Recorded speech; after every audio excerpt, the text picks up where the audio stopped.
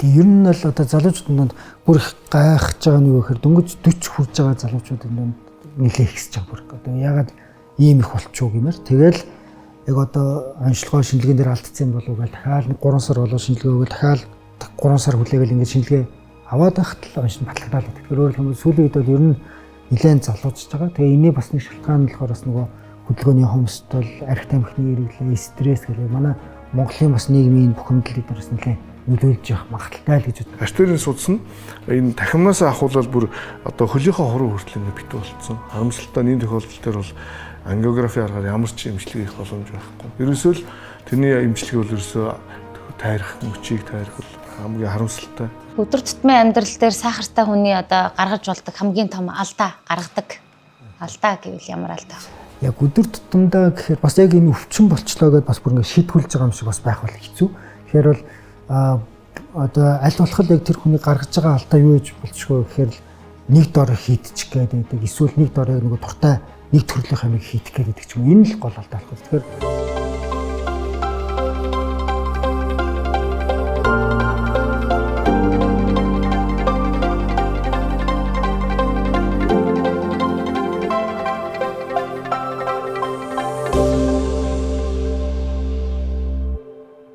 Сайн бацгаана уу, Медкастын маань ээлжит нэгэн цоо шинэхэн дугаар таны төлөө бид эмнэлгээс та бүхэнд хүрч байна. За өнөөдөр бидний ярилцах сэдв бол 21-р зууны чимээгүй тахал гэгддэг сахарын өвчний талаар ярилцгаар бид зочноо урьсан байна. Ингээд зочноо танилцуулъя. Анагаахын шинжлэх ухааны үндэсний их сургуулийн дотоод шүүрэл судлалын тэнхимийн эрхлэгч, анагаах ухааны доктор, дэд профессор, ахлах зэрэгэмч, оюун төгс эмч маань хүрэлцэн ирсэн байна.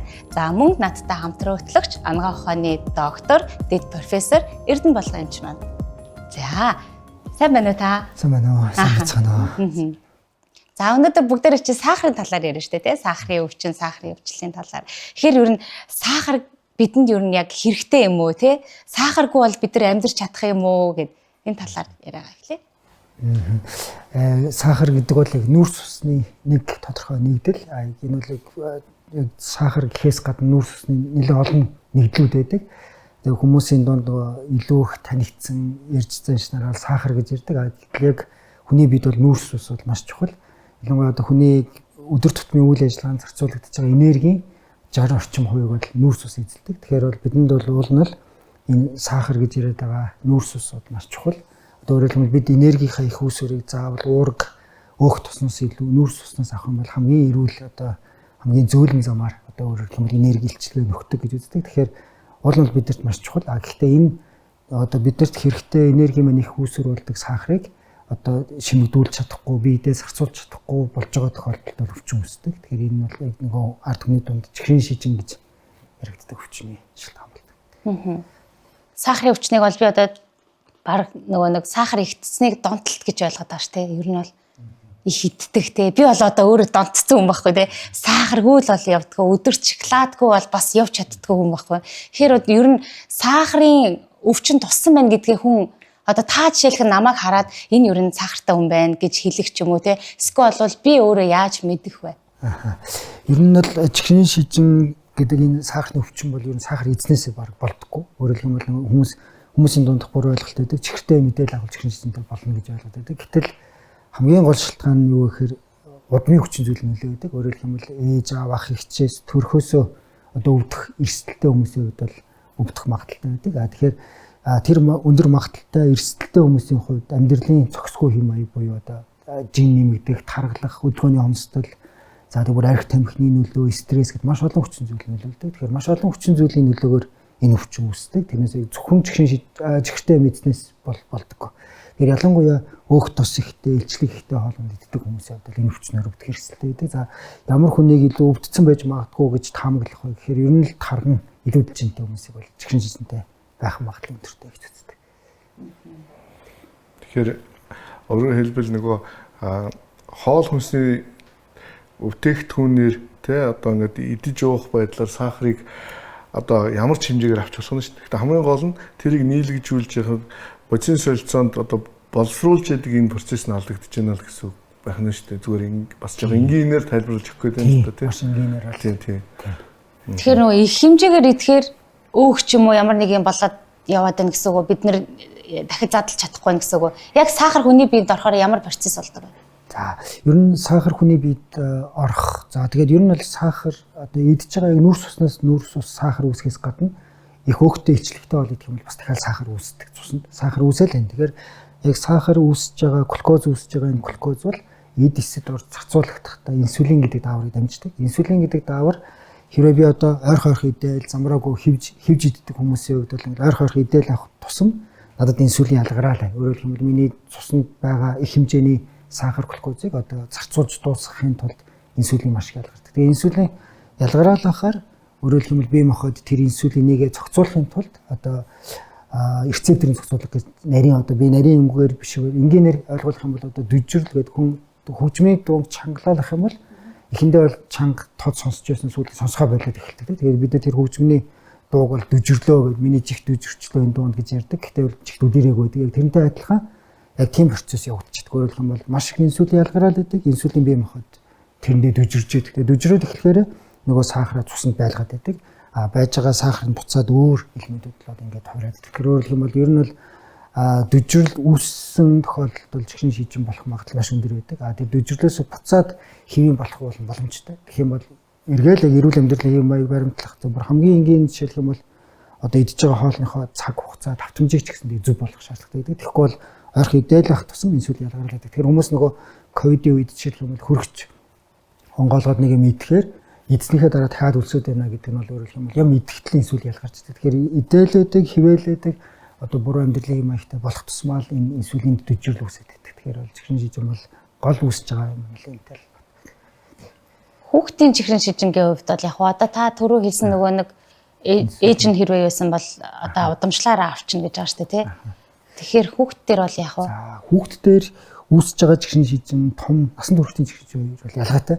Юу гэхээр удамших хандлагатай, удамшлын одоо өртөмтгийн өндөр байдалтай гэдгээр ялгаатай. Одоо хүүхд насндаа тохиолддог чихрийн шижин бол одоо хүний удмын HLA гэдэг одоо генд нь бол кодлогдсон байдаг. Тэгэхээр энэ ямар нэгэн вирусын халдвар төртөх, ямар нэгэн одоо эрсдлүүдийн дараа огцон илэрдэг. Маш тод шинж тэмдгүүдээр илрээд богино хугацаанд биеийн байдал маш дорддог. Тэгэхээр бол хүүхдэд тохиолддог чихрийн шижин бол харьцангуй өөр юм гэж ямар үүсдэг. Өөрөөр хэлбэл амьдралын хэм маягийн нөлөө бараг байдаггүй. Харин насан туршидад тохиолддог чихрийн шижин болохоор харьцангуй одоо тэр HL-аас илүү одоо харьцангуй одоо сэргийлж болох боломжтой юм хэлбэр байдаг. Тэгээ хүүхдэд гэхдээ сүүлийн үед бас юу ажиглагдаад байгаа вэ гэхээр одоо яг нөгөө тэр вирусын халдварын дараа үүсдэг энэ зочмог тохиолддог чихрийн шижин хүүхдэд тохиолдохоос гадна насан туршидад тохиолддог чихрийн шижин бас хүүхдэд тохиолддог байгаа. Тэр нь өөрөөр хэлбэл нөгөө хүүхдүүд нэг 7, 8, 9, 10 наснаас эхлээд тархлал маш их тархлал жин нэмэгдээд байгаа хүүхдүүд 10 хэд наснда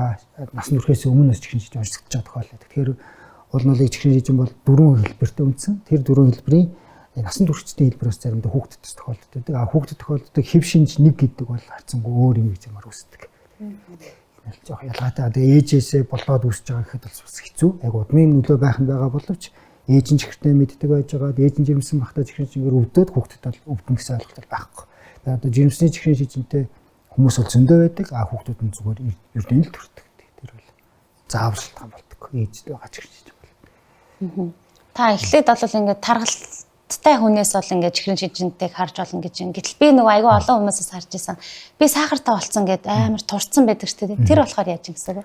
Маш зөв юм нэтлэр яг тэгэхээр ер нь хүн амын дунд ойлголтод тэгж ойлгоод байдаг нөгөө одоо бид нар яг нөгөө манай мэрэгжлийн хувьд бол тархалтыг хоёр ангилдаг анх дагч хоёр дагч гэх. Тэгэхээр ямар нэгэн өвчний суурин дээр үүсэж байгаа тархалтыг хоёр дагч ямар нэгэн өвчний одоо эмийн шалтгаан байхгүйгээр одоо яг нөгөө амьдралын хэм маягтай илүү холбоотойгоор үүсэж байгаа бол нэг анх дагч тархалт гэдэг. Тэгэхээр яг чихрийн шижингийн хувьд бол ер нь анх дагч тархалтаас үүсдэг. Тэгэхээр бол хүмүүс юу гэж ойлгоод байдаг гэхээр чихрийн шижинтэй болоод тархалцсан гэж зарим хүмүүс ойлгоод байдаг. Гэтэл яг сайн таны хэлж байгаа шиг чихрийн шижингийн үндсэн зөвөр нь бол турах. Тэгэхээр өөрөлдөх юм бол нэлээд олон жилд тарган жингийн илүүдэлтэй явж байгаад тэгээд нэг ямар ч шалтгаангүй тураад ахаар нь одоо эмчд үзүүлээд эсвэл одоо ядраад ахаар нь маш их ядраад байна гэдээ эмчд үзүүлтэл чихрийн шижин байж. Тэгэхээр өөрөлдөх юм бол турах бол энэ чихрийн шижинг бас нэг таних нэг шинж тэмдэг. Тэгэхээр зарим хүмүүс бол нэлээд олон сараар бүр ингээд нэлээд их жингээ алдсан мөртлөө өөрөө сахартай босноо мдээгүй явчихдаг. Өөрөөр хэлбэл нөгөө яг чихрийн шижингийн үндсэн зөвөр гэдэг амт цангадаг их уудаг их шийдэг шинж бол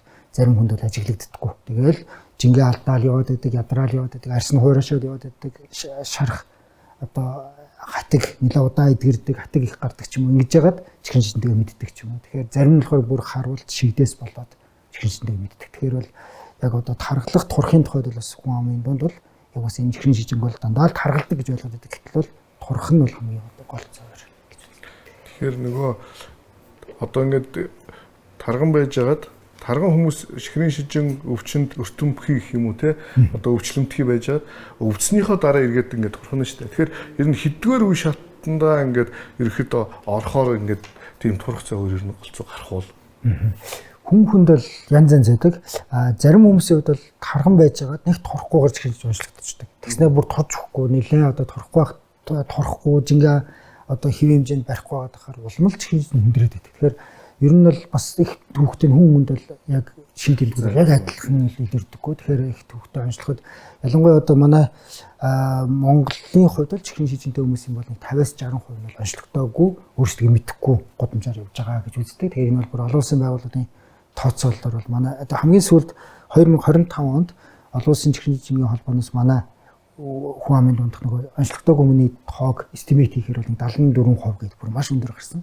Гэтэл өмнөх 10 жилд болохоор энэ олон улсын тооцоололоор 50% гэдэг байсан бол одоо ингэ нэмэгдээл байгаа. Тэгэхээр хүн болгонд нэг өөр илэрдэг учраас хүмүүс бол нэг тийм сайн анзаардаггүй. Биенээсээ сонсоод, биенээсээ амд амжаад эмнэлэгт ханддаг боловч нэг онцлогдохгүй юм бол маш их онцлогдоогүй байдаг.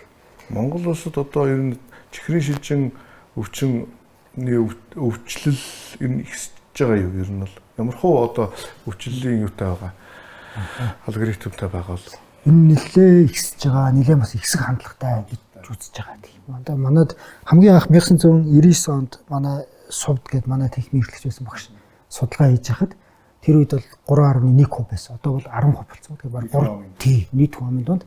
Тэгээд энэ бол бас нөгөө төрөний өрчсөн зэрэглэлийг хэртэлрүүлэх үзлэх шаардлагатай гэдгийн жишээ нь болохоор сая нөгөө өнгөрсөн 2-3 жилд эрүүл мэндийн яамнаас засгийн газраас нөгөө эртэлрүүлэгийн аян зохион байгуулахад бол одоо манай Монголд бараг 8000 хүн шинээр онцлогдсон. 8000. Гэтэл жил болгон онцлогддог хүний тоо бол 2000 л байсан. 2000 байжгаад нэг нэлээд идэвхтэй юм эртэлрүүлэг хийхэд бол маш хүн гарч ирж байгаа. Тэгэхээр энэ бол өөрөөр хэлбэл өөрсдөө мэдэхгүй одоо ингээл цуснд нь сахар 10 эдтэй 12 3-тай ингээл өндөр яваад ахтал мэдэхгүй явж байгаа юм бол нэлээх байх багталтай. Энэ бол ингээд чимээгүй ингээд олон жил мэдгүй чимээгүй далд өөрсдөө ингээд нуугаа яваад их бас боломжтой юм тий. Заавал шинжилгээ өгж ижил бид нар мэдэх нь тийм. Яг үнтэй. Шинжилгээ өгөх эсвэл шин тэмдэг нийлэх. Тэгээд бас нэг анзаардаг юм болохоор монголчуудын бас нэг шинж тэмдэгэ бас их гүрээдэг бас ийм нөгөө өвчнөд бас нэг тийм монгол хүний бас нэг юу байдаг юм шиг байна. Тэгэхээр бас нэг хандахгүй яваал байдаг. Тэгэхээр бол надад энэ зөөр бараг сүүл 2 жил илэрж байгаа гэсэн ч хүн замд ирж байдаг. Тэгэхээр бол энэ нь бол онцлогдохгүй бодох мал хэмжлээ. Ер нь нэг жоохон оошахгүй талдаа тий яваад байдаг. Ингээ харахаар гэхдээ ер нь одоо хүүсийн хувьд аль хүүсэн давмгаа ер нь үүдэж яах вэ? Хүүсийн хувьд болохоор эрэгтэй хүүс бол илүү эрсдэл өндөртэй гэж хэлдэг. Яг олон улсад даяараа тэгдэг. Тэгсэн мөртлөө манад яг хяналтанд байгаа онцлогцоосууд харахаар эмэгтэй хүн их байдаг. Тэгэхээр эрэгтэй ихэнх нь далд байгаа л гэсэн үг юм тий. Уул нь эрэгтэй нэрстэй өндөр. Яг таны хэлснээр бол жоохон гүрээгээл яваад байдаг. Тийм бараг тийм хүмүүс айгүй хааш. Эрэгтэйчүүд чинь эмнэлэгт хандах хандлт нь айгүй бага байгаа ш сул. Эмэгтэйчүүд бол ямар нэгэн байдлаар одоо заа нэг эмэгтэйчүүдийн эмчтэй үзүүлчихийч гэдэг юм уу тий эсвэл нэг төрөж байгаа инженер төрхийнхөө хяналтанд явдаг ч юм уу ямар нэгэн байдлаар шинжилгээ өгөөд ингэж яваад байдаг. Эрэгтэйчүүд бол айгүй хойрог хандаад байдаг тий. Тийм асуудал биш үү? Та түрүү сахарын өвчтөй хүмүүс ихсэж ин гэсэн тий. Тэгэхээр энэ дундаа бас залуучууд их байгаа гэсэн судалгаа байгаадсан. Тэгэхээр ер нь та энийг юутай холбоотой гэж ойлгож байна? Энэ нөгөө маш олон төрлийн хүнсний бүтээгдэхүүн орж ирсэнтэй холбоотой болов тий? Тэгээ ер нь л одоо залуучуудын дунд бүр их гайхаж байгаа нь юу гэхээр дөнгөж 40 хүрж байгаа залуучуудын дунд нэлээд ихсэж байгаа бүр. Одоо ягаад ийм их болчихоо гэмээр. Тэгэл яг одоо онцлогоо шинжилгээнд дээр алдсан болов уу гэл дахиад 3 сар болоо шинжилгээ өгөөл дахиад 3 сар хүлээгээл ингэж шинжилгээ аваад байхад л онцлог батлагдаал байдаг. Тэгэхээр өөрөөр хэлбэл сүүлийн үед бол ер нь нэлээд залуучж байгаа. Тэгээ энэний бас нэг шалтгаан нь болохоор бас нөгөө хөдөлгөөний хомсдол, арх тамхины хэрэглээ, стресс гэх мэт манай Монголын бас нийгмийн бүхэмдэл эдгээр бас нэлээд нөлөөлж явах магадaltaй л гэж боддог. Тэгээд бас дээрэс нь одоо нөгөө яг одоо энэ хоолтын байдлыг зөвхөн хоолтын холбоцыг гэхээр бас нөгөө хөдөлгөөн бас хаягдчихад байдаг учраас хүмүүс нь хөдөлгөөн бас бага хийж байгаа бас анзаарах хэрэгтэй л гэж. Ер нь бол одоо хөдөлгөөний одоо яг сүүлд бас судалгаануудаар ингээ харахаар монголчуудын хөдөлгөөний итгэх нь бол бүр өмнөх 10 жилээс дахиад 2 3 дахин багасж байна гэдэг. Ерөөсөө хөдөлгөөн хийхгүй бол улмал хийхгүй машинтай эсвэл хөдөлгөөн огт хийхгүй юм талдаа л болоод байна л гэсэн. Төвжрээл бохимдаал тэгэл хөдлөхгүй яагаад гэдэг. Тэгэл коло янз янзын илчлэг өндөртэй. Тэгэхээр бол яг чихэртэй юмнууд шууд 100% шалтгаан болохгүй гэхээр за энэ чихэртэй мэдсэн ч гэсэн сахартай болохгүй юм байна гэдэг хүмүүс буруу ойлгож магадгүй. Гэтэл чихэр бас нөлөөлж байгаа. Ялангуяа чихэртэй илчлэг ихтэй хоолгонд идэх бол нэлээд гол шалтгаан. Одоо ялангуяа хөдөө орон нутагт бас чихрийн жижиг их болоод эхлэхээр сүүл одоо манай зарим багш нар хөдөө ингээд аймагуудаар судалгаа нэр явж байхад бас нэг юм ажиглаж ирсэн гэсэн юу гэхээр ийм нөгөө цагаан идэг хийхийн тулд ийм том одоо нөгөө Pepsi, Cola эдгээр том савтаагаар нь аваад тэрийг нөгөө хүнснийхээ юм хийхийн тулд дуусгахын тулд бүгдөө уучдаг гэлтэй. Тэгэхээр гэрийнх нь үдээр дүүр ийм нөгөө савнууд энэ савнуудыг хэн уусан бэ гэхээр бид нар өчтөр уусан өнөөдөр бүгдийг уусан гэдэг ч юм уу гэлтэй. Тэгэхээр ер нь бол яг л бүхэл төрлийн хүнсний бүтээгдэхүүн ер нь шалтгаан болох магадлал ихтэй. Ер нь л нэг илчлэг өндөртэй. Тэгээд яг нөгөө хамгийн эрүүл хооллох зарчим юу вэ гэхээр хамгийн олон төрлийн юмнуудыг л нэг дор нөгөө нэг өдрийн туршид ингэж баланстай идэх юм бол хамгийн эрүүл гэж үздэг. Гэтэл манад анзаардаг юм болохоор нэг өдрийн туршид нэг хэн төрлийн хүнс идэх ч юм уу эсвэл 7 хоногийн туршид зөвхөн одоо нэг 2 хэн төрлийн хүнс идэх тахаар нөгөөх нь илүү бас эрсдэл болж байдаг.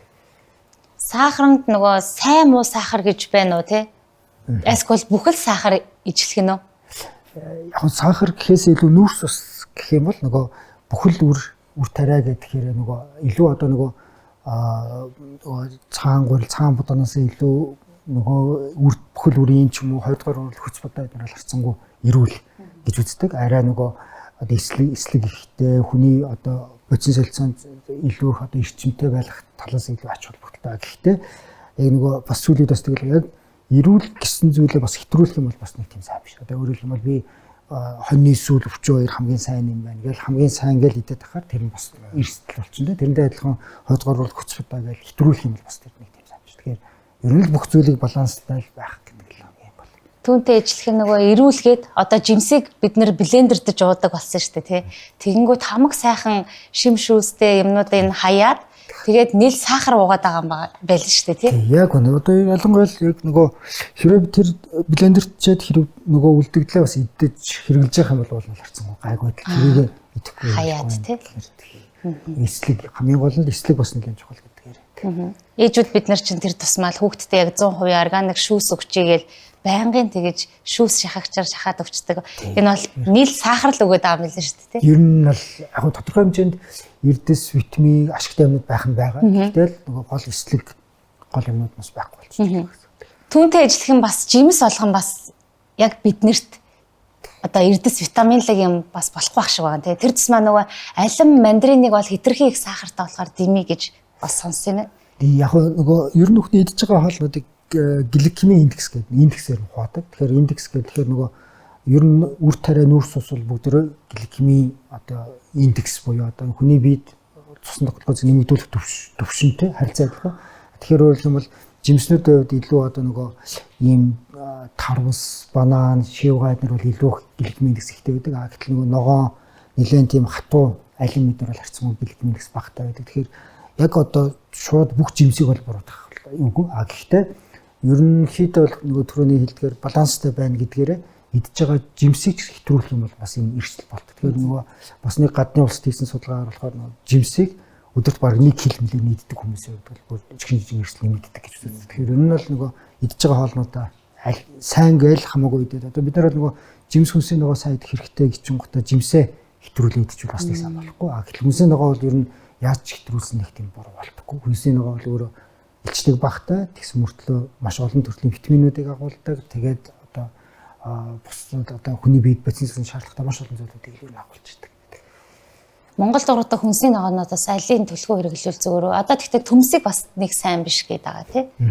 Яг үнэ одоо төмсөл одоо бидний нөгөө хүнсний бүтээгдэхүүнүүдийг ер нь ангилахдаа 6 үндсэн бүлэгт бол ангилдаг. Тэрнийх нь бол одоо үр тариа гэдэгт нь төмс орчдөг. Өөрөөр хэлбэл үр тариа хүнсний ногоонд ордоггүй. Тэгэхээр нөгөө цах дээр ч юм уу хүнсний ногоо ингээл лангуу эдэр дээр ингээд бичсэн зүйлүүд бол төмс тасалдаг хүнсний ногоо гэдэг бол маш зөв нэрлэлцэн. Өөрөөр хэлбэл төмс бол хүнсний ногоонд орохгүй шүү. Энэ бол арай өөр цардуултай үр тариа явж байгаа шүү гэдэг. Тэгэхээр төмс бол яг манай Монголд бол харьцангуй одоо сүүлийн үед одоо нөгөө хурдан боловсруулалт хийхнэх тийм удаан цаг ордоггүй одоо бууцаа, юуцаа гэл одоо маш олон ийм нөгөө навчит ногоон өргөмлүүд бол нэмэгдсэн. Тэгээ ялангуяа ногоон өнгөтэй навчит хүнсийн ногоог бол хамгийн сайн гэж үзэж хамгийн олон төрлийн витамин ихтэй байдаг.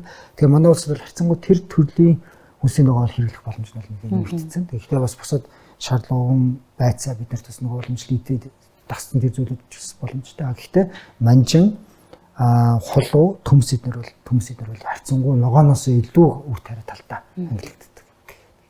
Тэр зүйлийг идэж байгаа үед бол будаа бид нар чи ихэнх нь ингээл харахаар будааны хажууд төмстэй байгаа гэдэг тийм бид нөгөө дээрвээс идэж ихчлэн сурцсан хоолнууд дээр. Тэгэхээр тэр бол өөрөөр хэлбэл нэлээх үр тариаг л идэж байгаа гэсэн. Тэгэхээр хүний нөгөө идэж байгаа хоолыг ялангуяа чихрийн шижинтэй хүмүүс тавхтай хоолоо харах юм бол тавгийнхын тал нь ногоо, үлдсэн талныхын тал нь одоо мах гурил тал нь байна гэвэл зүгээр гэж үздэг. Тэгэхээр өөрөөр хэлбэл одоо мах гурил буюу үр тариа тавгны 4-1 эзлэх ёстой байтал тэн дээр дахиад төмс нэмчих юм бол юм хитрээд байна гэсэн. Тэгэхээр өөрөөр хэлбэл тавгны яг нөгөө зохистой харьцаа гэх юм бол төмсч бай, будаач бай нийлээл 4-1 маш бага гэсэн. Үр тариа бол харьцангуй бага болцсон хэрэг. Яг ч одоо дотоод шүүрэл судлалын мэрэгжилтийн эмч хүн бол энэ нөгөө одоо ялангуяа чихрийн шижин өвчин хоол хүнсний тэжээл одоо шууд бас холбоотой байдаг учраас яалтчгүй энэ одоо хүнсний хэрэглээг бол мэдж яхаас өөр аргагүй энэ талаар хамгийн түрүүнд зөвлөгөө өгжээж нөгөө хүн манаас өвчин нөгөө чихрийн шижин өвчнөөгөө хянахч байд юм уу эксэхгүй байх эдгэх тал руугаа зүйлүүдийг бол одоо заавал мэдж явах шаардлага гарч иж. Тэгэхээр энэндээс бол яг тэр чихрийн шижин гэдэг өвчнийг бид нар одоо өнөөдөр ярихын хажуугаар хүнсний одоо аюулгүй байдал гэдэг юм уу хүнсний хэрэглээний талыг имийг одоо бараг 50% нь ярих шаардлага гарч байна тийм үү? Тийм яг тийм болж шүү дээ. Тэгэхээр энэ маш сонирхолтой санагдаж байна. Би одоо ингээл сонсоо сууж байхад өөрөө бас оролцоо сууж байна. Тий. Нөгөө хооллыг зөв дараалтаа идэх нь цусны дах цаахрын хэмжээг 70% өсөхөөс одоо хамгаалдаг гэсэн нэг тийм судалгаа байгаадсан. Тэр нь болохоор хамгийн нэгдүгээрт хүнсний ногоо гэж байгаа. Хоёрдугаарт нь болохоор уураг, тэгээд нүүрс усаа. Тэгэхээр хамгийн эхлээд хүнсний ногоогоо эхлээд идэх хэвээр. Тэгээд махаа гэдэг юм уу юм дараалтаа идэх нь бас тэгэж сахарын хэмжээг өсөхөөс бас хэрэгэлдэг гэсэн юм. Энэ талаар та. Энэ нь болохоор яг хаанаас илүү гаралтай гэхээр Японд одоо бид нар яг өнгөрсөн жил эхлээ бид нар Японтой хамтарсан том олон улсын хурал манай Монгол зохиогдоход Японы эрдэмтэд бас яг тэрийг бас ярьсан. Тэр нь болохоор юу гэхээр ингээд маш олон судалгаанууд хийгээд хүний биед ялгарч байгаа даавруудын түвшин, инсулины нэг ялгалтын хугацаа эдгээр хэрчүүлж үзэхээр яг эхлээд нүрс сайдад ингээд дараалж ингээд өөрөөр хэлбэл хольж идэхгүй байх тусмаа илүү их одоо цусны сахарыг таны хэлдгээр бага нэмэгдүүлдэг юм байна гэдэг юмнууд л яригдж байгаа. Энэ бол одоо яг илүү Аз талдаа бид нэр ийм судалгаанууд болохоос дэлхийн нийтээр бол яг тэгж бол бүр яг тэгж хооллох ёстой гэсэн юм бол одоохонд бол гараагүй. Гэхдээ бол тийм байх боломжтой. Тэгэхээр нөгөө хүний биед одоо нүрс усанд хариу өрөөл үзүүлж байгаа инсулины түвшин бас харцсангүй тэгж ялгардаг байх бол үгүйсэхгүй. Тэгэхээр одоо Японууд бүр яг тэгжилдэг. Яг идж байгаа хоолой битгий ингэж нөгөө алга цогны нэг юм дээр яг эхлээд нэг бүлгийн идэж усаад орох ороорой гэдэг ийм зүйлийг бол ярьдаг. Гэтэл бол бид бол манад бол одоохон бол яг тэрийг бол зөвлөмж болгодоггүй. Тэгээ яа тэгэхээр хүн хүнд яг одоо ялангуяа бид нар чихрийн шижинтэй хүмүүст хоолны зөвлөгөө өгөхөд бол тэрийг хүлээж авах хүн бол маш хэцүү байдаг. Тэгээ хүлээж авахгүй дараагийн удаа уулзах дахиад нэг өөрөөр ярина. Дахиад нэг өөрөөр ярина. Яа гэвэл хүний нэгэнд хөвсцэн дадал зуршлал нөөцлөгдөх бол маш төвхтэй юм л. Ер нь яг тэр одоо бид нар жишээлх юм бол нөгөө шингэн хоол гэдэг одоо ер нь найруулад уучдаг. Тэн дотор нь бол нэлээ их одоо инсулины ялгалт, дэвжирлэг нэмэртэй, хором тэгээд натрийн багасгсан ч юм уу ингээл лактоз багтаа энэ нэлээ юм тэнцвэржүүлсэн юм одоо хүмүүсийн мэдгээр бол Herbalife гэдэг шиг. Гэхдээ яг эмнэлгийн нөхцөлд зориулагдсан юм найруулж уудаг юм одоо бэлтгэл манай улсад орж ирсэн баг 10 жил юм. Хүмүүсийн донд ерөөс тэрийг баг хэрэглэдэггүй. Одоо бүр ингээд тэрийг зөвлөөд ахт л баг хэрэглэдэг. Яг хүмүүс монголчууд бас нэг юм хооллох юм зуршил байд юм шиг. Тэгэхээр тэр зуршлын үүднээс бодоход бол бид нар тэр эхэлж нүрс сайд гэдгийг бол манай монголчууд ер нь баг хүлээж авахааргүй юм санагдав. Тэр нь бол тэрийг бол тэгэхээр ямар ч байсан л тэнцвэртэй харьцаагаар л хоол ихний хилжинд хоол сураасаа л гэдэг. Яг тэгэхээр одоо хүүхдээ хасны эхлээл эрүүл мэндийн боловсролыг ерөөсө олгохгүй бол ерөөсө бүр маш юм аюултай хоолны дэглэмтэй. Одоо бид нар ялангуяа би өөрөө яг нөгөө Нидерландд доктор сурж байхад манай яг нөгөө их сургуулийн кантинд орохоор ингээл хоолнууд ингээл яг үр тариагаараа нэг юм 3-4 төрөл нэг баган дээр дахиад махны уургийн төрлүүд нэг баган ч юм ингээл тэгэхээр яг бидний одоо сэтгүүгээр нөгөө манай бусад оюутнууд юм сонгож байгаа хоол бодлохоор үр тарианаас аваад дахиад үр тарианаас аваад тэгээд ногоог нь орхиод мохроо явдаг ч юм ингээд Монгол хүний нэг тийм хооллох нэг багасаа сурцсан юм байсан л өөрчлөлт. Даатал байна тийм бүр нэг тийм. Тэгэхээр энийг бол бүр 10 жилээс нэгтлэл ингээд бүр заах ёстой юм шиг байна. Тэгэхээр одоо ялангуяа манай техникийн манай Ахмад багш нар гэдэг хаад ерөөсөө ингээл ямар нэгэн газар ярих боломж гаргах юм бол яриад байл хаана хин нэгэн хүн ийм подкаст ч юм уу телевизэнд орох юм бол ерөөсөө ороод хүмүүст одоо энэ л хамгийн чухал юм. Тэгэхгүй бол ерөөсөө бүр болохгүй л юм. Тэгэхээр одоо манай судалгаа гэдэг манай багш хичээлх юм бол дөнгөж одоо чихрийн шижингийн анхны судалгааг хийж явах үед бол яг тэр гадны эрдэмтэн болохоор ингэж хэлж ирсэн юм л одоо та хэд бол харьцангуй нэг 10 20 жилд бол гайгүй. Тэрний дараагийн 10 20 жилд та нар ингээд нэлээд их юм доглон, таягтай, сохор юм хүмүүс ингээд та хэдийн гадаа ингээд баг нэлээд их чагснаа. Энэ бол ерөөсөө бүр Монголд бол нэлээд хэцүү болно гэдгийг. Тэгээд ер нь тэр манай судалгаач гэж хэлдэг гэсэн. Одоо л яг тэр баг бий болж эхэлдэг. Ер нь бол нэлээд их өвчтэй болж эхэлж байна одоо. Энэ бол хүндрэлээр бас одоо нэлээд асуудал болцсон хүмүүс бас их ханддаг тий.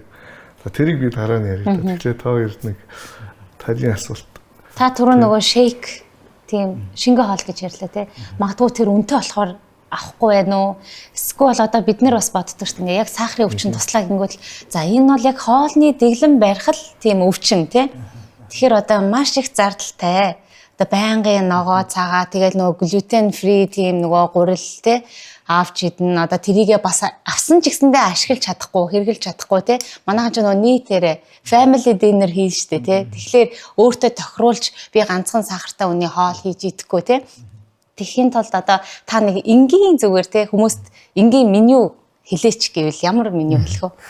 За маш энгийн чихрийн шижинтэй хүмүүсийн хувьд бол одоо яг хоолныхын дэглэмийн хувьд бол ер нь чихэр амтагддаг бүх зүйлийг л хорж байгаа болохоос бусдыг нь бол баг бүгдийг идэж болно. Гэхдээ идэхдээ нэлээд хязгаартай тэгээд дээрээс нь нэлээд юм бодолтой. Өөрөөр хэлбэл за бүгдийг л идэж болох юм чинь дандаа цагаан гурил цагаан будаа идэх тахгүйгээр одоо нэг 20 дугаар гурил хүч будаа тэгээд хаяада мэдээж хүн юм чинь хаяада нэг цагаан будаа цагаан гурил идэж болно те төмс идэж болно. Гэхдээ нөгөө түрүүний хэлдгээр яг тавхтай хоолоо ингээл харахад тавгны тал нь л ногоо байна гэдгээр. Тэгэхээр хамгийн энгийн жишээлх юм бол гэрийнхнээсээ тустай хоол хийгээд хар хэцүү юм чинь магадгүй гэрийнхэн хоол яг болохын алдад гэрийнхэн магадгүй тэр гуралтай шүлэн туртай байлаа гэхэд бүгдөө аяглаад дуусны дараа нэг тэн дээр нэг одоо бууц цай ч юм уу эсвэл юу цай ч юм ингээд амархан болчдөг ногоо хийгээл баг буслахгүй шахуу иддэг ч юм уу те эсвэл өөртөө одоо ногоонуудыг бас хидих боловсруулалт хийхгүйгээр ингээд хагас болгоод жигэнтсэн ч юм уу те тэгээд тэднээс иддэг ч юм уу тэнд бол гэхдээ даршилсан ногоо өдр бол биш тэгээд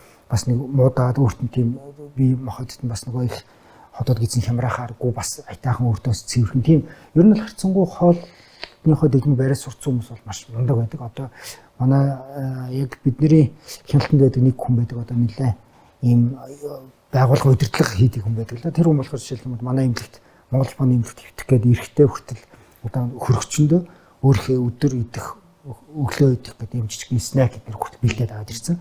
Тэгэл танаа эмнэлгийн хоолж хаарсан чинь жоох үр тариан их байсан. Би тэгэхээр танахыг ингээд үр тариаг болцохоор би үлсчих учраас би ингээд ийм юм авчирсан ингээд хардаа гэл хурж болдог ч юм уу. Тэгэхээр ер нь бол харьцангуй хүмүүс болон сурах боломжтой. Одоо ингээд за би яг ийм юм мэдгээр болохгүй. Энэ дээрээ жоох ийм одоо дэглэм жоохон өөрчлөлт хийя гэдэг ч юм уу. Өөрчлөлт байх боломжтой. Өөрөөр хэлэх юм бол аль болох л одоо бас их өөртөө төвхтэй бишээр одоо ялангуяа бид заримдаа өвчтнүүдэд хоолны зөвлөгөө өгдөг гэдэг. За та яг одоо ийм юм идсэн бол маргааш нөгөө төр битгий дахиж нэг идээрээ хідэн өдөртөө битгий дахиж идээрээ гэдэг ч юм уу сүлдө бүр ингэж дэглэм зааж өгдөг. Тэгэхгүй бол дэглэмдээ сурахад бас жоохон удаан цаг орох гэдэг.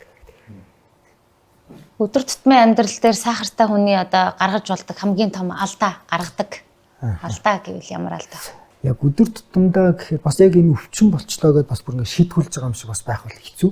Тэгэхээр бол одоо аль болох яг тэр хүний гаргаж байгаа алдаа юу гэж болчихгоо гэхээр нэг дор хийдчих гээд байдаг. Эсвэл нэг дор яг нэг туртай нэг төрлийн юм хийдэх гээд байдаг ч юм. Энэ л гол алдаа болох. Тэгэхээр нэг дор нэг төрлийн юм хийдэхгүй бол баланстай л байх хэрэгтэй. Үнэхээр дуртай одоо магадгүй тавхтай хоолны тал нь ногоо гэхээр өмнө нь одоо хуушуур бууз ч юм уу одоо ямар ч ногоо ороогүй хоол ингээл 5 6 10 ч юм уу 10 шиг юм ч юм ингээл хуушуур бууз идчихдэг байсан бол одоо тэрийг 2 мө 3-ыг идэл хажууд ногоо идмэл гэдэг ойлголтыг хэлбэр аюу сан суулгаад тэгэл нэгэн л тэр хүн бууз хуушуур банштай цан туртай байлаа гэхэд тэрийг бүр 20 гэж байгаа бол биш ямар ч байсан тодорхой хэмжээнд идлээ гэхдээ бүр хэтрүүлж идэхгүй. Тэгээ гаргаж магадгүй алдвал тэрийг хэтрүүлж идэх гэдэг. Өөрөөр хэлбэл нөгөө амтанд болоод идэх гэдэг. Тэгэхээр тэн дээр л өөртөө ухамсар суух. Гэхдээ мэдээж маш хэцүү. Гэхдээ хэцүүч байлаа гэсэн энэ өвчнөд тэмцэн. Гэхдээ энэ өвчнөд сайн тэмцэж байгаа тохиолдолд бол ямар нэгэн хүндрэлүүд гарахгүйгээр нэлээд олон жил ийм одоо эрүүл хүн шиг амьдарч болдог. Тэгэхээр манай багш бас тэгж хэлдэг ус одоо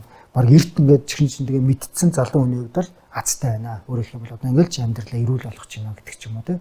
Яг тэрнтэй адилхан одоо дөнгөж онцлогтой удаагүй дөнгөж 40 хүрж байгаа 40 дөнгөж гарч байгаа хүмүүсүүд бол баг идэрчдэг. Тэгэхээр уул нь энэ өвчнийг идэрдэг гэж юус ярьдаггүй. Гэхдээ яг идэрсэн хүнтэй адилхан нэлээд ингээд юунд орчдөг. Ингээд бүр одоо дахиж глукоз нэг хэсэгт ихсэхгүй гэж байдал гараад тэгээ буцаад дэглэм болтохоор гарч ирэх гэдэг. Тэгэхээр өөрөөр хэлбэл харьцангуй сайн одоо өөртөө юм юутай хүмүүс дэглэм сайн барьдаг хүмүүс бол баг их үед бол идэх боломжтой гэж үздэг. Тэрийг харин нэлээд ингээд хэцүү болгочих юм. Яг тэгэхээр энэ хүмүүсийн донд бас буруу ойлголт яадаг юм гэхээр им угаал эхэлчих юм бол миний өвчин хүндэрчнэ гэж буруу ойлгоод байдаг. Тэр имээр зарим зүйлийг баланслах тэнцвэржүүлэх юмнууд дээрээ уулна им нь ач холбогдолтой байж итэл бүр өөрийгөө нэлээд хүндэрсэн өнө хүрээд ирдэг юм тохиолдол байна. Тэгэхээр аль болох яг л одоо нөгөө эмчээр одоо цусан дах инсулин, цусан дах C-пептид гэл ингээд нөгөө эмч бол нэлээд олон юмыг харьцуулж үзээ. За таны хувьд бол та хоолоодыг нэмэрээд нэмэрвэ. Та бол заавал юм уугаарай гэдэг ч юм ингээд зохицуулж өгөх хэрэгтэй. Гэтэл зохицуулуулахгүйгээр ингээд алга болчихдог зэрэг юм. Алга болох тусмаа л нөгөө өөрт нь өвчин хүндрэх магадлалтай. Ер нь л хүндэрч. Одоо дэлхийн нийтэд ер нь сая ярьлаа штэ. Одоо тухайн хов хүний өөрийнх нь дэглэм одоо юу гэдгийг хяналт эдгээр зүйл сайн байх юм бол одоо ингээд идэж яана гэдэг. Тэгэхээр өөрөөр энэс гадна яг чихрийн өвчнийг төгс эмчилж байгаа эмчилгээний арга техник дэлхийн нийтэд ямар хөө байдалтай байгаа одоо. Одоогоор бол яг нэг хэсэг бол ингээд үүдлээс суулгана ч юм уу. Тэгээд эсвэл одоо нойрлцохын шилжүүлэн суулгана гэдэг ч юм уу. Янз янзын зүйлүүд бол мэдээж тэд нар бол туршилт хийгээд зарим нэг нотлохоо ингээд сайн гарч ирсэнүүд байх нь байдаг. Гэхдээ одоогоор бол төгс идэгнэ гэдэг бол юм бол байхгүй. Гэхдээ эмчилгээний хувьд бол чихрийн жижингийн хувьд бол маш их ингээд нөгөө шинжлэх ухаан хөгжиж байгаагийн өсөнгөө хөгжөөд байгаа. Юу гэхээр одоо хүний ходоод гэдсний замаас инкретин гэдэг даавар ялгардаг. Тэр даавартай холбоотой хоёр ч юм манай Монгол улсад хэрэглэгдэж байгаа. Гэхдээ тэр хоёр юмнуудээс бүр дараагийн яг тэр даавар дээр сүрлцсэн юмнууд хүртэл гараад ирсэн. Одоо жишээлбэл Америкт одоо яг одоо GLP-1 рецептор аналог глюкагон пептид тэгэнгүүтээ глюкагон гэдэг юм гурван дааврыг ингээд баг нэг дор хийгээд ингээд тариа болгоцсон. Тэгээд тэрийг тарихад бол эдний өөх хүртэл ингээд маш хурдан харилдаг ч юм уу. Тэгэхээр ер нь л одоо ингээд боцын солилцоо энэ өөх төсний зүйл чиглэсэн юмуд бол ер нь харьцангуй нэлээд хөгжиж байгаа. Тэгэхээр магадгүй ирээдүйд бас нэлээд тийм тэнцвэржүүлдэг. Яг ор мөргөө бол алга болгоно гэж бол батхгүй зүгээр ямар ч хэлсэн тэр хүний нөгөө бид ялгардаг даавруудыг дахин ингээд өөр ингээд үүсгэл байгаа гэсэн. Өөрөөр хэлбэл тэр даавруудын үйлдэлийн хугацааг арай өөр болгоод өөр даавартай нийлүүлэл ингээд тэгэхээр инкретин суурилсан юм одоо жишээ нь 3 төрлийн юм холцсон юм байж байгаа. Япон солонгос болохоор 2 төрлийг холцчихсан юм тариа бас байдаг. Манай улсын хувьд бол харьцангуй энэ бүртгэл идэртэй холбоотой гэдэг юм жоо удаан ер нь орж ирэх нь арай удаан зөвхөн нэг төрөл нь орж ирсэн юм байж байгаа. Гэтэл энэ бол маш үр дүнтэй байдаг. Одоо жишээлх юм бол одоо яг тэр инкретин суурилдаг нэг төрлийн бол эмийн бэлтгэл мөртлөө инсулин шиг тарьдаг. Тэгээ маш ерөнхийдөө үнэтэй одоо нэг сарын хэрэглээ 300-400 мянга ч юм уу тэгэхээр даатгалд байхгүй хүмүүс ер нь авч хэрэглэдэггүй. Гэхдээ тэр бол одоо манайд баг 10 жил болж байгаа. Маш үр дүнтэй. Тэрээс баг ер нь л ингээл яг л төвшингийн бол нэг сайн барьцдаг. Тэгэхээр өөрөөр хэлбэл юу хэлэх гэдэг нь вэхээр харьцангуй гэж шинжлэх ухаан бол ямар ч гэсэн хөгжиж байгаа. Ямар ч байсан тэгээ манай улсад бас нэг 10 20 жил дараа бол энэ бол нэлээд сайн дэвшлүүднээс ороод ирэх гэх юм. Ночиг одоо юм би бол өөрийгөө чихрэн битээ хүн гэж боддог байхгүй. Яа тэгвэл ингээд бүр багасаа л чихэр идээд одоо ч гэсэндээ салж чадахгүй байгаа. Тийм одоо ер нь донтолтын шинжтэй болсон гэсэн үг тийм. Тэгэхээр ер нь сахар орлуулагч гэдэг юм уу би энийг мэдээд байгаа л да их хэрглэж байгаагаа. Гэхдээ нэг дарах юм гэж байх уу? Одоо надад одоо эмчилгээ зөвлөвөл. Яг одоо чихэр дандаа чихэр эзнэр бол чихрийн эзэндээ болохгүй гэж дөрөв хэлсэн. Тэгэхээр бол гэхдээ бас энэ дарах хэрэгтэй гэдэг нь чухал. Яг тэгэхээр одоо бид нар өөрсдөө бас бидэхгүй ингээл чихэр идэхэд цус чихэр ч юм уу сахар ихсэн гэж боддог мөртлөө чихэрнүүд дандаа өөхмөд болчихдог. Тэгэхээр ингээл чихэр их иддэг хүний цуснаас нь шинжилгээ аваад цусны өөх тос үзгээд липид үзгээр хилээж идэг ч юм уу те. Тэр нь бол бас тийм сайн биш. Тэгэхээр магадгүй тэрийг нөгөө чихрийг одоо ялангуяа нөгөө байгалийн чихрээр жоохон өөрийгөө дар гэдэг ч юм уу те. Тэгэхээр өөрөлдөх юм бол нөгөө бүр чихртэ ундаа кол өдр ухтуртай магадгүй байгалийн жимсийг хөргөчөндөө хүд ус мустай ингээ байлгадаж байгаа. Тэрнээс уухаар бас тэрэндээ жоохон стартдаг ч юм уу те. Нэг яг ийм үйлдвэрийн аргаар гарч авсан чихнээсээ илүү байгалийнхаар илүү солих байдлаар нөгөө даалга болох тийм алдаа. Хэрэгжүүлнэ. Тийм. Тэгэхээр угаасаа одоо нөгөө натуралны жимсхэн тэр үнэтэй байдаг чинь одоо угаасаа энэ дэлхий дээр амьдарч байгаа хэдэн тэрбум хүмүүсийг тэрийг бол угаасаа хангаж чадахгүй шүү дээ. Тийм ээ. Тэгэхээр өөрөөр хэлбэл дандаа нөгөө нийлэг аргаар хийсэн одоо хүнсний бүтээгдэхүүн чихэр хэрэглээ айгүйх байгаад байгаа. Тэрнийхээ хэмжээгээр одоо хор уршиг нэх. Тэгэхээр өөрөөр хэлбэл болж игэл бас жоохон натурал юмтэй болж игэл бас жоохон хэрглэж нөгөө дадал бишээ нөгөө юугаа аппетитад харж явах шаардлагатай байна л гэдгийг бас тэгээ оюун төгс юм чис зөвлөж байна гэж ойлгох нь шүү дээ. Өглөөхөн би бас уншсан байхгүй юу? Ерөөсөө сахарыг бол сахар л одоо нэмэгдүүлт юм байна гэж бодсон чинь 5 йотн чинь нэг зүсэм талхтай тэнцүү гэж. Нэг зүсэм талах идэхэд л 5 шиг йот ийцэнтэй адилхан гэж. Тэгэхээр бас гурилан бүтээгдэхүүн иддэг хүмүүс бол сайн анхаарахгүй тийм. Тэр нэг сууж байна. Ер нь гурилан бүтээгдэхүүн л идэхгүй бол бүр амьдрахгүй юм шиг тийм. Бас одоо юу гэдэг яг хэмжээ хэлснээр нэг багасаа тийм дадал одоо юу хоолны тийм юу суучихсан. Одоо юу гэдэг хов хүний хоолны хүнсний хэрэглээний соёл хэм уу юу гэдэг тийм дадал суудсан байгаа байхгүй. Тэгээ өөрөөр хэлбэл гурилан бүтээгдэхүүнийг зүгээр орон хоолтой цуг бараг гэд барьж идчихэж одоо тэр хоол идсэн юм шиг нөгөө цөөн хүртэл талхтай гэдэг юм байдаг шүү дээ. Цөөн гэж яриа юм бэ. Тэгэхээр ер нь бол одоо жишээлбэл ингээд заримдаа шилтэй хоолн дээр тий ингээд нөгөө президент Макслин ингээд хүрхэж чагаад тэгээ заавал гартаар барьж идчихэж ингээд нөгөө хоол идсэн юм шиг нэг тийм одоо юу кайф авдаг. Өөрөөр хэлбэл хоол чинь нэг ёсны бас л нөгөө хүний кайф штэ.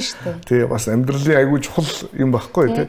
Тэгэхээр одоо тэрийг л энэ болох хэрэгтэй гэдгийг мэдээд байгаа хэрнээ ер нь бол ингээд заримдаа ингээд ажлын ачаалаас болоод хит их ядраад л айгүй ядраад ингээд гэртээ харж ирээд тэгээ нэг сайхан хоол идээд амарчих чинь бүр стресс айгүй ингээд. Тий, стресс тайлга гаргах чи ерөөсөө хоол болчих. Би тэгээ бас яг аппетиттай тийм яг чихэрлэг төрлийн юмд. Тэгсэн чил ингээд шүлс гооч. Тий. Тэгэхээр л яг өөрөө анзаарах хэрэгтэй юм шиг байна. Би яг ийм зүйлээр стресс тайлаад байгааг бол зөвхөн хоолоор стресс тайлахаас гадна хад өөр юм юу байна те.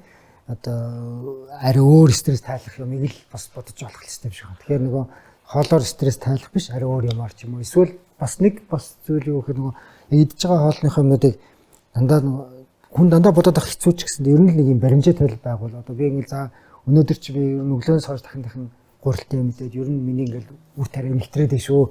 За орой тийшээ ер нь жоохон нэг болчих гэдэг ч юм уу те. Тэгэхээр тэрийг сатаарах дахиад бас нэг өөр юм хийх ч юм уу те. Ямар нэг байдлаар нэг тэнцвэрэл хадгална гэдэг л. Би өнгөрсөн жил 2 жилийн өмнө юм байна. Фитнест явсан. Нэг 6 сар орчим. Тэгээд яг хөө мэдээж нөгөө жингийн илүүдэлтэй байгаад одоо ч илүүдэлтэй байгаа л да. Гэхдээ эрүүл мэндийн шалтгаанаар нөгөө өмнө нь нурууны хаалгаанд ороод тэгээд жин хязгаартай байр гэж хэлсэн. Тэрнээс жоохон даваад нуруу хаалгааны дараач гэсэн үүдэн штэ. Тэгэхээр жингээ барихын тулд ерөөхдөө бол фитнесээр хичээллээд тэгээ яг ажил тараа гэртээ ороод ирэхэд л яг гэрт ингээл хоол ингээ хийгээл үнэр ингээл цэргэн штэ. Яг тэр үед ингээд зүнхээ уурал гараа явчихна. Гараа явна. Тэгээ нэг 2 цаг орчим одоо манахаас профит ойрхон байхгүй. 2 цаг орчим одоо нэг 40 минут орчим кардио хийгээл. За тэгээ нэг 10 минут амраа. Тэгээд нэг үлдсэн нэг цаг орчимд нөгөө нэг багшаараа заалгаал нөгөө одоо булчингийн зарим дасгал хөдөлгөөнүүд ингээ хийж байгаа. Нэг усанд нэг 10 минут орол. Тэгээд очиход хоолны өмнөд дарагдсан бүгдээрээ ингээд намжуу байдалд орцсон. Тэгээ ерөнхийдөө нэг тийм байдалтай нэг нэлээд хэдэн сар явж үзсэн. Тий. Яг мэдээж одоо юу гэдгийг хоолны аппетит төрөөд харна тарг уусна л та. Ингээд тарг уугаад жимс идээд ингээд тухайн үед нь жоохон орлуулад ингээд явсан. Тэгээд азар бол яг зүгээр сахарны одоо нийлэгжилтийг одоо боловсруулалт нь гайгүй юм шиг байгаа. Тийм учраас бас одоо нөө жингийн илүүдэл болсон ч гэсэн бас сахараа би бас санаа зовол үзүүлээд байдаг. бас гайгүй л байгаа. Тэгтэл юу эрсдэлтэй нэ жингийн илүүдэл байна гэдэг чинь эрсдэлтэй гэдгээл би өөрөө ойлгоод байгаа байхгүй. Тэгсэн мэтэл гурил бүтээгдэхүүн хийж чадахгүй л байгаа. Ер нь бол нэг тиймэрхүү. Би өөрийнхөө зүгээр одоо нэг 2 жилийн өмнөх туршлагаас ярихад яг хөө хичээгээд бол болох юм билээ. Аливаа юм. Тэгэхээр нөгөө стресс тайл гарга энэ төр гэхээр заавал хоол биш. Зүгээр одоо ингээд тийм нөгөө бэлдэржүүл фитнесийн газар яваад тэгээд хөгжим сонсоод ингээд чинь бас нэг шал өөр одоо нөхцөлийг бий болгоод арай өөр зүйл цатаараад тий бас гоё байсан. Тий. Одоо тэгээд энэ чихрийн шижээ өвчний одоо хүндрэлүүд ямар хуу одоо эргэтэн тогтолцоонд энэ хүндрэл ер нь үүсгдэг вэ? Ерөнхийдөө бол яг нөгөө том жижиг судасны макро микро васкуляр гэл том жижиг судасны хүндрэлүүд бол ингээд нэг тоочны нэг хэд хүндрэл ярьдаг байсан. Одоо бол тэр нь бүр ингээд нэмэгдээл байна. Жишээлбэл чихрэнсэндээ хүмүүсийн ямар ч одоо шүдэн хорхоодоогүй байж байгаа л дүүр таваараа унцлаа гэдэг ч юм уу. Тэгэл амны өвөнөртэй байгаа дэлгэнэнгууд бойл зөөлөдийнх нь одоо өвчнөр өвдөх эрсдэл мэдчихэд гэх юм уу те.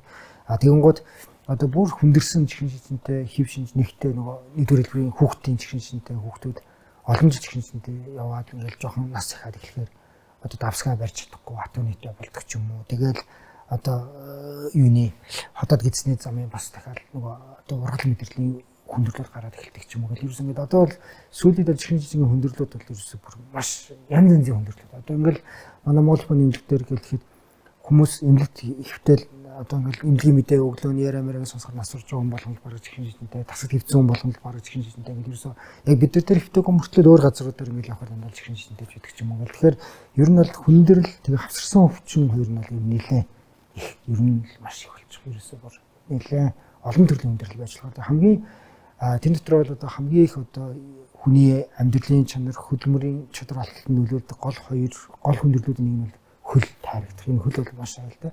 Хөл тайрагдах. За тэгээд хараа сохрох энэ хоёр бол за дээрэс нь бас өөрөө ч мэдэхгүй байж байгаа гинт нэг өдөр зүрхний шигдээс болох хар болт болох зүрхэндээ стен тавилах энэ төрөл энэ нэлээд аюултай хүндрэлүүдээр бол хүндрэх байх юм нэлээд. Тийм. Одоо яг хөдөлмөрийн чадвар алдагдах гэдэг ингээд ярихаар нөгөө хөлийн артерийн судсууд бүглэрүүд тэгээд хөл үхчээд эхэлдэг. Тэгээ яг миний мэрэгжилтэй ингээд бас шууд холбоотой орж ирэх гээд байгаа байхгүй. Тэгээ би бас сонирхоод ярихад ер нь бол жилдээ нэг 60-аас 70 хүн одоо чихрийн шижээ өвчний улмаас хөлөө тайруулдаг гэсэн нэг тийм судалгаа байсан. Тэр одоо таны мэрэгжлийн одоо бас судалгаануудын нөхөө мэдээлэлүүд ер нь бол тийм ер нь 240 гэдэг зарим жил ер нь 5 жил болно. Тийм ээ. Тэгээ яг нөгөө ангиографийн эмч учраас одоо тэрнээс өмнө одоо ямар нэгэн арга чарга байна уу гэд ингээд ханддаг бас хүмүүс нилээдгүй байдаг байхгүй. Тэгэхээр бас л нөгөө нэг өвчин тэр хүндрлийн өвчний үе шатаас хамааруул бас харьцангуй янз бүр байдаг. Зарим хүн дээр нь жишээлбэл одоо тэр артерийн судасны одоо тэр бүглэрлийг одоо гаргаад сурсгалтай болгоод за тэгээд нөгөө нэг хөлийн хуруунууд нь ингээд одоо юу гэдэг юм бариу гутал өмссөн байж байгаад ингээд нэг шархлаад эсвэл нөгөө нэг хомсон шигрээд шархалцсан байж нөгөөх нь идэхгүй байсараад ингээд хар хөрөн болоод явж байна. Тэгээд ийм тохиолдлууд дээр бол яг хуу нэг олон биш цөөн тохиолдол дээр бол имжлээд гаргаж ирсэн тохиолдлууд бас байдаг. Яг хуу оролдлого хийгээд үнэхээр амжилтгүй болж ирсэн тохиолдлууд байна. Бүр артерийн судас нь энэ тахимнаас ахуулаад бүр одоо хөлийнхөө хуруу хүртэл ингээд битүү болцсон. Харамсалтай энэ тохиолдол дээр бол ангиографи аргаар ямар ч эмчилгээ хийх боломж байхгүй. Ерөөсөө л тэрний эмчилгээ бол ерөөсөө тайрах, мөчийг тайрах хамгийн харамсалтай. Тэгээ маш төвхтэй юм бэл. Тэгээд дээрээс нь бас энэ харааны хүндрэлүүд их шиг байна тийм харааны. Ер нь одоо нөгөө нүдний угаа дурандуулахгүй явж байгаа л нэг дурандуулахад нэлээд өөрчлөгдсөн. Тэгэл тэр нь маш дамжих хавцтай явж байгаа л. Тэгэхээр ер нь л нөгөө чихрэнсэндээ хүмүүс одоо ялангуяа чихрэнсэндээ хүмүүсийг бол одоо энийг биднийг үзэж байгаа хүмүүс байх юм бол ар гэрх нь үзэж байгаа ар гэрхэндээ дамжуулах юм бол ер нь л одоо ингээл өөртөө л маш сайн хяналттай байх хэрэгтэй л гэсэн өөрөөр хэлбэл 3 сар боллоо эмчтэй очиж үзүүллээ 3 сар нь хэр ойрхон байгаад хэцүү байгаа юм бол 6 сар тий тэгээд нэг 6 сартаа очиж үзүүлэхдээ хамгийн энгийн ойр зурах юмнуудыг эмчээрээ шалгуулцдаг тэгээд 1 жил тутамдаа яг саяын хэлдгээр одоо хөлнийхөө судсыг, нүднийхээ угийг, бөөрнийхөө үйл ажиллагааг, зүрхнийхээ эрсдлийг ингээд үнэлүүлэл тэндээ тохирсон арга хэмжээ аваад эхлэх юм харцсангүй гайгүй. Тэгэхээр бас нэг хүмүүсийн дунд бас нэг одоо сошиалор нэг янз янзын сошиалор болсон болов хүмүүс маш их юм ярьдаг. Одоо сошиалор одоо ингээд хүмүүсийн баг хэрэгжилж байгаа зүйлүүдийг хүртэл өөрч хайчих гэдэг нэг түүхтэй Монголын нэг хэцүү сошиалор бас нэлээ эвгүй зүйлүүд яваад одоо тэрнтэй холбоотойгоор аспирин гэж цусингэлдэг юмыг бол одоо бараг хэрэглээ болчихдог.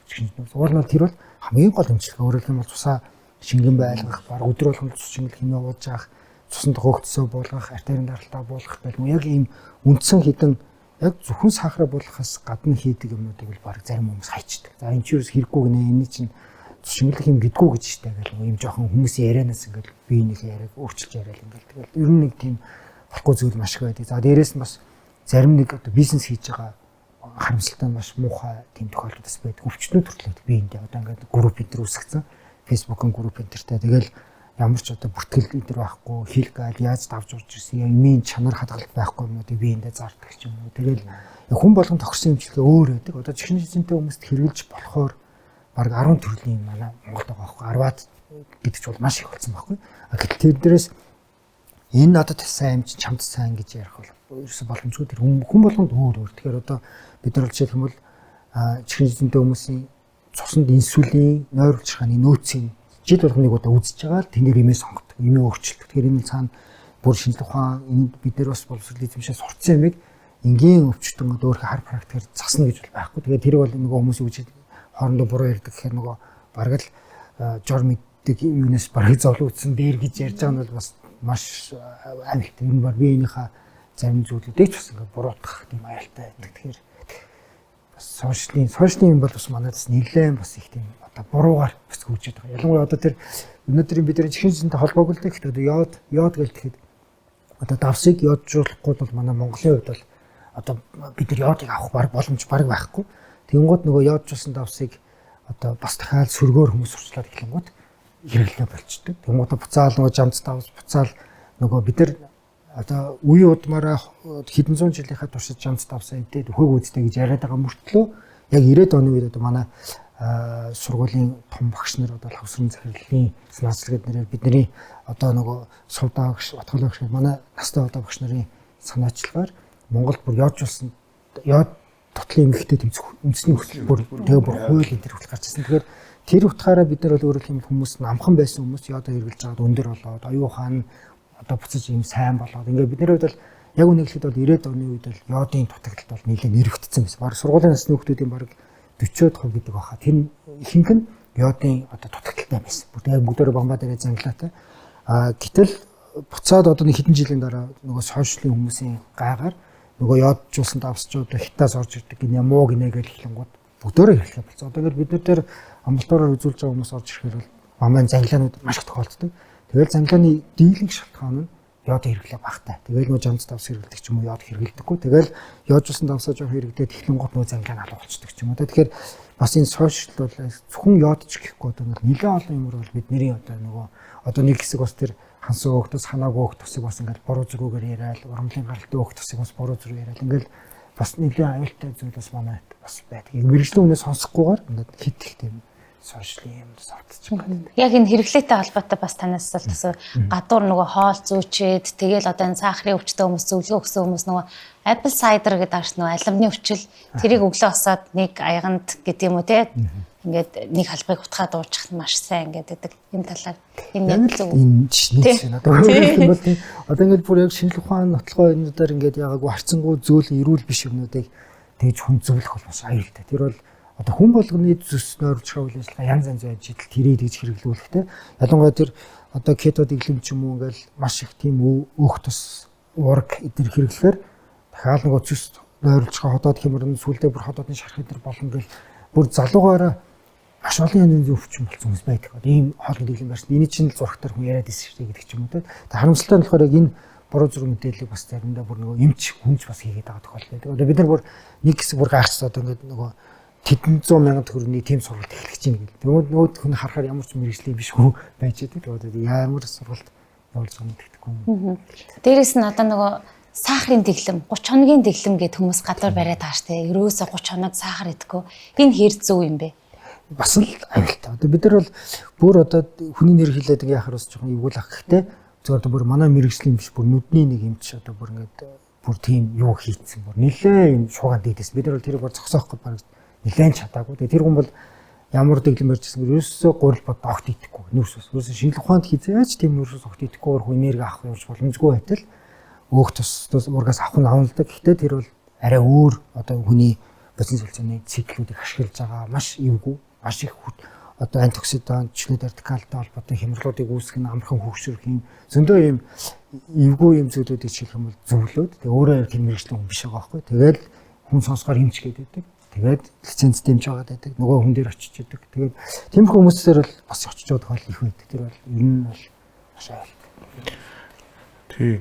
Тэгэхээр одоо жишээлбэл ер нь яг эндээс ингээд ер нь базаад ингээд дүгнээд хэлэхэд бол ер нь эрүүл мэндийн асуудал хувь хүн болгон дээр өөр одоо зөвлөмжтэй, өөр онцлогтой, өөр эмчилгээтэй байх нь шүү дээ. Одоо жишээлбэл машин техникээр ингээд үзэхэд машины одоо чек энжин гэдээ асцсан байхад за нэг хит хитэн төрлийн л одоо онш хилээд за эдний аль нэгэнд байж байгаад л одоо засагдчихна ч гэдэг юм. Гэтэл хувь хүн дээр жишээлбэл цусндах сахар ихтсэн байна гэхэд тухайн хүний одоо онцлог, бие махбод, биеийн жин өндөр за тэгэл одоо юу гэдгийг бас л одоо юу гэдгийг тэр эдийн засгийн одоо тухайн хүний ашиг орлого эдийн засгтай хүрч шууд хамааралтай асуудал болоо явчихж байгаа байхгүй. Тэгэхээр өөрөөр хэлбэл одоо эндээс юу гэж хэлэх гээд байна вэ гэхээр хит одоо тэр хүнд одоо юу гэдгийг авч чадахгүй ч байдаг юм уу? Хүмүүлгэн харилцаа адилгүй шүү дээ. Тийм учраас тэр авч чадахгүй, хэрэгжилж чадахгүй байгаа зүйлийг хамаагүй бас тулгаж болохгүй байна. Тэгэхээр бас айгүй мэдрэмжтэй байж юмч хүн бас тухайн одоо үйлчлүүлэгчтэй зөвлөгөө өгөх ийм шаардлагатай гэдгийг бол одоо бас дүгнж хэлмээр байна. Хоёрдугаарт яг оюун төгс эмч бас түрүү хэлжсэн. Би бас ялгаа авахгүй эмч ингээд амбулаторт ингээд үзлэг хийж чад. Тэр эмнэлгийн гадаа эмчийн гадаа хүлээгээ сууж байгаа хүмүүс бол ерөөсөө л бараг л эмчээ. Ер нь л бол эмч. Ер нь мэдхгүй юм байхгүй. За нэг хяналтанд олон жил явцсан хүн бол тэгэл ер нь л шинээр ирсэн хүмүүст тэгдгийг ингээд зааж зөвлөд ингээд идэг. Тэгэхээр юу гэж хэлэх гээд ерөөсөө л хувь хүн болгоны персонали одоо биеийн байдал, өвчний одоо тэр үе шат, онш, авсарсан өвчлөл бүгд өөр шүү дээ. Тэгэхээр одоо заавал ганцхан энэ эмчилгээ хийхээр одоо бүгд сайжирна гэсэн асуудал бол ерөөсөө биш байхгүй тийм ээ. Тэгэхээр яагаад эмч хүн гэж байгаа одоо энэ мэрэгжлийг 6 жил сураад дахиад нарийн мэрэгжил 2 3 жил тэгэл одоо мастер, доктор хүртэл ингээд насан туршдаа суралцаад хүний төлөө ингээд явж байгаа гэхээр ерөөсөө л хүн болгон тохирсон эмчилгээ, зөвлөгөө, оншилгоог ингэж хэлж өгдөгөөр л ялгаатай байна шүү. Тэгэхээр өөрөөр хэлбэл одоо бас ингээд нэг талаар аягүй юм хөгжил юм л бол ингэж шүү. Чат GPT дээр одоо тэгж штэ гэдэг ингээд. Энэ бол нийтлэгэл багхгүй. Миний түрүүний хэлсэн чек энжин насцсан машиныг яаж одоо онцлох вэ гэхээр яг л тодорхой юм гарна. Тэр чинь бол одоо амьгүй зүйл. Гэтэл хүн бол амьтаа учраас өөр юм гэдгийг бас үзэгчтэй бас хэлмээр байна тийм ээ. Одоо сахарын өвчний гол хүндрэлүүд гэхлээр түрүүн маш аимшигтай өвчнүүд хэллээ штэ шууд нүдэн сохронх, зүрхний шигтээс те бөөрийн дутагдал гээд гинт тийм том өвчлөлт бид нар бол орох боломжтой юм байна те. Тэгэхээр одоо энэс хамгийн гол нь эхлээд хэрвээ та таргалтай бол сахараа үзүүл те байнгын хяналтанд яв. Энэ л бол маш чухал ахын те. Сахар үзүүлнэ гэхээр юм чи одоо нөгөө цуснд нь үзүүлэхөө бид нэр аскол нөгөө нэг юм сахартай ус уулгаад идэг тэр яг аль шинжилгээг хийдэг вэ? За яг юу гэхээр одоо нөгөө бас онцлогон дээр бас ялангуяа одоо бүр ингээ эмчийн мэрэгжлийн эзэмшсэн хүртэл энэ дээр хүртэл алдаа гарах гэдэг. Ямар алдаа гаргадаг вэ гэхээр яг сая сахартай ус гээл гэж байна. Тэгэхээр одоо ингээл ердөө ингээд бидний венийн цусны сахар аваад үзэхээр глюкоз аваад үзэхээр энэ дээр өөрчлөлттэй гардаг зарим хэрэгэлзээтэй эрүүлж биш өвчтөйч биш голтон гараад ирсэн хүмүүсийг нөгөө глюкозын ус уулгадаг. Нэрээ одоо чихртээ ус уулгаад шинжилгээ одоо өөрөөр хэлбэл ачаал давж чадчих нүгөө гэдэг. Тэгээд уулгахаар тэр шинжилгээнд дээр зарим эрүүл гарчдаг. Гэхдээ тэн дээр ямар тохиог одоо бүр эмчнэр бүр сайн мэдчих хэрэгтэй вэ гэхээр нөгөө тэн дээр одоо сүүлийн 2 дахь тэр юм уулгасан шинжилгээнд дээр эрүүл гарцсан ч гэсэндээ өмнөх шинжилгээнд дээр өөрчлөлттэй байсан тийм ч энэ хүн цаа эрүүл биш гэдэг үгийг л бүр сайн тогтоох хэрэгтэй ч боддог. Яа тэгэхээр одоо бид нар л оюутнууд бол бүр тэрийг байнга хэлдэг. Яа тэгэхээр одоо нөгөө хамгийн эхний цусан дахь шинжилгээнд дээр өөрчлөлтөө гарчаад дараагийнх дээр эрүүл гарлаа гэд энэ хүн бүгдэнд нь эрүүл гараагүй л юм чи өөрчлөлтөө гэж бодоод энэ хүний 3 жил тасралтгүй хянах хэрэгтэй гэдэг зүйлээ. Гэхдээ зүгээр хянах биш. Амьдралын хэм маягийн засах одоо зөвлөх тэгээд шинжилгээнүүдээ 3 жил тавтах ийм зүйл байх ёстой байтал хүмүүс яадаг вэ гэхээр за та өмнө шинжилгээ өгөхд өөрчлөлтөө гарч ирсэн үг л асуухаар би нэг 10-д жилийн өмнө өөрчлөлтөө гарч ирсэн. Эмч намайг нэг шинжилгээ хийж үзээд зүгээр ээ нөө гэж явуулсан. Би зүгээр ээ гэж өөрийгөө бодож байгаа гэж ярьж байгаа хүмүүс зөндөө. Тэгэхээр өөрөөр хэлбэл тэр хүний хувьд бол дахиад баг 10 жил алдсан гэсэн үг байхгүй. Тэр өөрөөр хэлбэл алдахгүй эрт өөргөө хянаад эрт өөрийгөө эрүүл хүн шиг байлгах тусмал хүндрэлүүд гарахгүй. Тэгэхээр өөрөөр хэлбэл тэр яриад байгаа олон хүндрэлүүд гарахгүй байх арга нь л одоо эрүүл хүнтэй адилхан маш юм дэглэм сайн барьж ижил гарна гэсэн. Тэгэхээр тэр онцлогоон дээр бол яг ялангуяа тэрийг бол одоо уулмал бид нар хичээл зааж байгаа хичээлээр хүмүүс сургаалгаа мөртлөө эмчнэрийн алдааыг гараал гэдэг. Өөрөөр хэлбэл энэ тэнд хөдөө нутгаар сургалт мургалтаар явах энэ тэнд ямар нэгэн сургалт болох үеэр яг энийг санджаа шиг асуухаар хүмүүс гэдэг. Тэгэл дараагийн хоёр дахь шинжилгээнд дээр эрүүл гарсан юм чи эрүүлж штэ гэж яриад байдаг. Гэтэл одоо баг зарим ном эдэр дээр бол одоо чихрийн шижин болохоос өмнө предиабет гэдэг үеийг баг 20 жил туулдаг. Тэрэн дотроо дахиад хийдэг үе шаттай гэдэг. Одоо жишээлх юм бол яг нэг шинжилгээнд дээр эрүүл юм шиг гарна. Дараагийн шинжилгээнд өөрчлөлт юм шиг гарна гэх. Тэр нь болохоор нэг хоол идсний дараа 2 цагийн дараах сахар нь эрүүл өглөө оройных гарч магадгүй, өдрийнх нь өөрчлөлт гарч магадгүй шүү. Гэтэ өлөн үед үзэж байгаа шинжилгээш дандаа эрүүл гарна гэдэг ч юм уу. Ингээд нөгөө номнууд өрх тийм бичсэн тийм үйл шатууд байдаг. Нөгөө предиабетийнхаа стейжүүдээр. Тэгэхээр ерөөхдөө бол танд ямар нэгэн байдлаар өөрчлөлт гарсан л бол та ер нь баг өөрийгөө сайн хянаж авах хэрэгтэй гэсэн. Ер нь бол цоо эрүүл биш байна л гэсэн.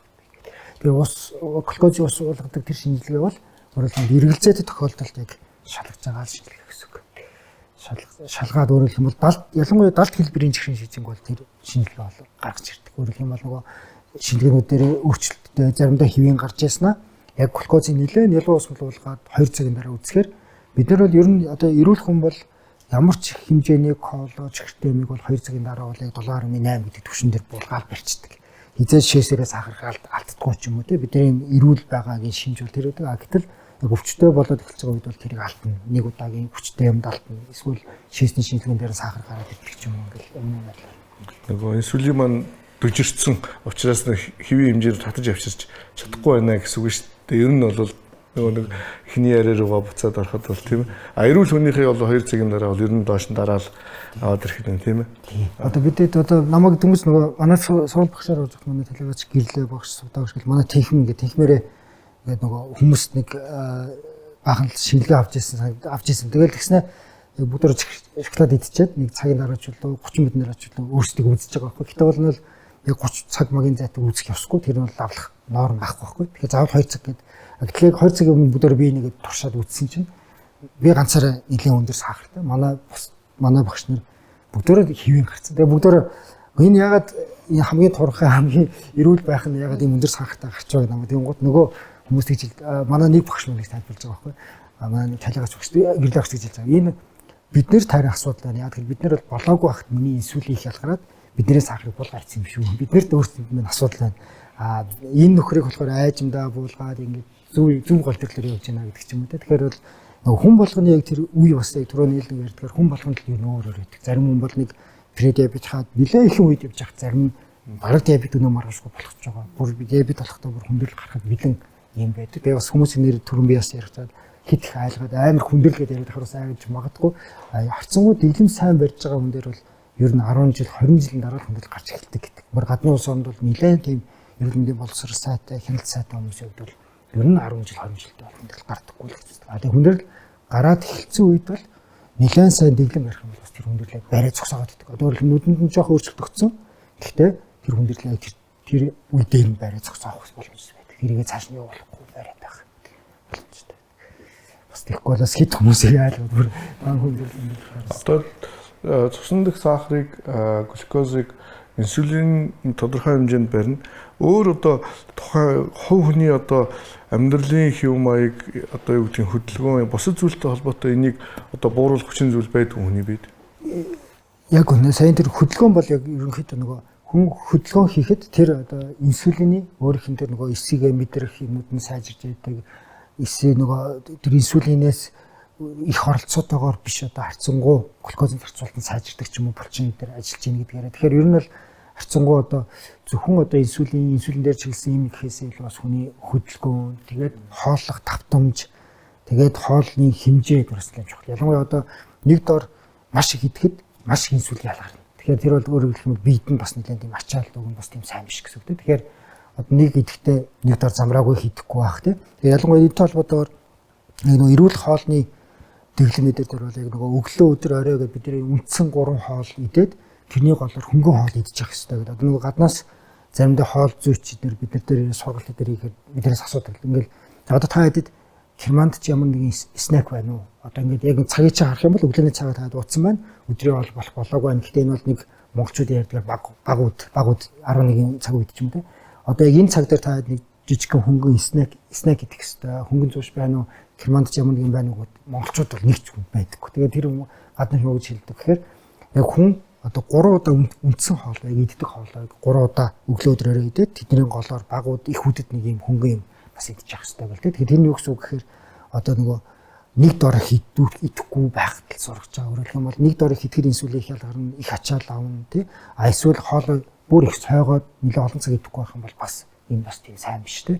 Тэгээд эсвэл одоо бүр ойрхон хിവэл идээд идэг. Одоо хивж иддэг хүмүүс төр хүртэл чихрийн шижин эрсдэл өндөр гэж үздэг. Өөрөлдөх юм бол одоо ингээл орой 6 цагт хоол идэхгүй хоолынхоо дэглэм барьж байгаа гэсэн мөртлөө 7 8 8 39 9 30 гэл баг амруугаа ингээл жишгэнцгээс хамар ч юм уу талах ч юм уу ингээл нэг одоо юм бичэн ч юм идээд байгаа хүмүүс бол энэ бол өөрөлдөх юм бол нэг дор баг сууж эзнээсээ дор болчих. Яг тэр дор гэдэг нь жоох юм орох болгонд тэр ялангуяа инсулин ялгардаг. Инсулин ялгарх болгонд инсулин дэвжирнэ. Нөгөө өөрөлдөх юм бол дууны хөгжмийн дууг хангалуулахаар дууны одоо сонсогдохой болон гэдэг шиг нөгөө инсулиныг ялгаруулахаар ялгараад байна. Сүлдээ дэвжирнэ гэсэн санаа. Тэгэхээр энэ бол дэглэм л хоолны дэглэмтэй нөгөө холбоотойгоор тий өглөө бас чихэрлэг хүнсээр өглөөнийхөө цайг эхлүүлж болохгүй давсархаг байвал илүү сайн гэдэг зүйл байдаг шүү дээ. Энэ зөв. За тэр үл яг манай талаас бол яг магадгүй хоол боловсруулах талын эмч байх юм бол илүү өөр талаас нь хариулж магадгүй. Бидний хувьд бол яг одоо нүүрс ус уург өөхтөөс яг аль алийг өглөөний цайнд авах хэрэгтэй гэж үздэг. Ялангуяа одоо тодорхой хэмжээнд хамгийн богино хугацаанд энерги өгөх тий. Тэгээ ялангуяа одоо нөгөө сериал ч юм уу юм бүхэл талдаа үр тариа авч байгаа нь бол энерги арай удаан хатгалах тий. Тэгэхээр амархан өнсөд байхгүй тий. Ялангуяа ягаад тэр 2 дугаар гурал хүч будаа эслэг ихтэй зүйлүүдийг одоо хүн идж байгаа зүгээр үү гэхээр тэр нь өөрөө одоо ходоод гидсний замд хөөж томордог. Хөөж томорно гэдэг бол одоо амархан цадах мэдрэмж төрүүлдэг. Тэгээ удаан хугацаанд боловсрдог. Тэгэхээр өөрөлдөх юм бол амархан өнсөд байдаггүй. Тэгэхээр хөнхөө юм идэл тэрэнд орхон шингэчих юм бол таал үлсэн тий. Тэгэхээр тэхгүй тулд бол ер нь өглөөний цай бол ер нь бүх төрлийн юмнуудаас ялангуяа нөгөө хүч будаа 2 дугаар гурал гэдэг шиг тийм арай боловсруулалт удаан хийгддэг зүйлүүд эслэг ихтэй зүйлүүд ер нь миний одоо яг нөгөө өдөр тутмын хоолнд бол заавал байх хэрэгтэй. Ялангуяа өглөөний цайнд дээр байх зүгээр. Одоо нөгөө жин ихтэй тархалтай хүмүүс байгаа даа штэ. Тэд нар нөгөө хүүтэн газар, хүүтэн юмд явах, эсвэл хүүтэн шүршүүрт ороход тэр нь одоо өөхөн шатаагтан ч юм уу. Тэгэхээр бас инсулинын тэгж буурна гэсэн үг байх уу? Хүүтэн гэх юм уу? За би бол яг тэр талаар сайн мэдэхгүй байх боломжгүй л гэж бодож байна. Тэгэхээр бол тэрэнд бол нөгөө инсулины ялгарт бол хүний гадны орчноос нөлөөлөхөөс илүү яг идж байгаа хоолтой инсулин өөрөө илүү холбоотой. Яг стресстэй холбоотойгоор инсулины ялгартыг бол нэмэгддэг гэдэг ч гэсэндээ бол тэр бол нэг тийм бүр яг туйлын яг тэргээр засаад байна гэдэг бол засагдах нь бол харцангуй ховрлох. Ялангуяа тэр түрүүний хэлдэг хоолны дэглэм гэдэг дээр бол одоо нөгөө чихрийн жижигтэй хүмүүс яг нөгөө иддэг хоолныхоо хэмжээг яг ингээд тааруулсан хэмжээтэй иддэг цагтаа болоод эхлэхээр баг нөгөө нохой сургуультай нохой гэдэг шиг л баг тасч эхэлдэг гэж үздэг баг. Одоо ингээл яг л ийм хоол энэ цагт орж байгаа, ийм цагт ийм хэмжээтэй байгаа гэдэг дээр хүртэл нөгөө инсулин бие махбодоос ялгарт нь ингээл тодорхой хэмжээнд засагдаалan засагдаг. Тэгэхгүй засахгүй нэг дор маш идчихэл эсвэл идэхгүй байх нөгөө инсулин бол одоо түрүүний нөгөө би нөгөө ажлынх нэрэ жишээ авдагтай адилхан жоохон шоколад идэн гот маш их инсулин гарч ирсэн нөгөөдгөө бүгдийг байхгүй болгоцсон байхад одоо зарим эрүүл хүндөр бол тэр нь айжм ингээл яг л эрдийн хүн шиг ажиллаж юм гэсэн. Нөгөө инсулины тарианд орсон хүмүүс байгаа тий. Тэгэхээр эдгээр бол сахарын одоо ер нь нэлээ өвчтөе хүмүүс орно гэсэн үг үү? Ямар үед ер нь инсулин тарьдаг вэ?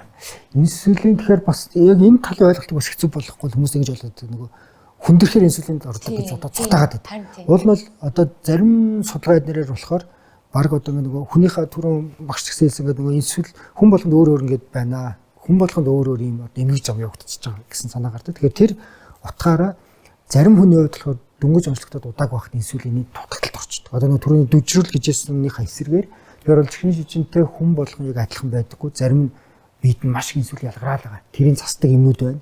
Гэтэл зарим хүнд болохоор тэр инсулин ялгархад нь буураад эхэлсэн. Тэгэхээр буураад эхэлсэн хүмүүстэр ялгарлтын сайжруулдаг юмнууд нь ингээд зөөлхөн хүчтэй янз янзаар байдаг. Тэгэнгүүт сүүлдээ ялгарлт нь буураад эхлэнгүүт нөгөө инсулин орж эхэлнэ. Гэхдээ инсулин бол дахиад дотроо хугацаа энэ хамаараа зорилгоос хамаараа жоохон өөр байдаг.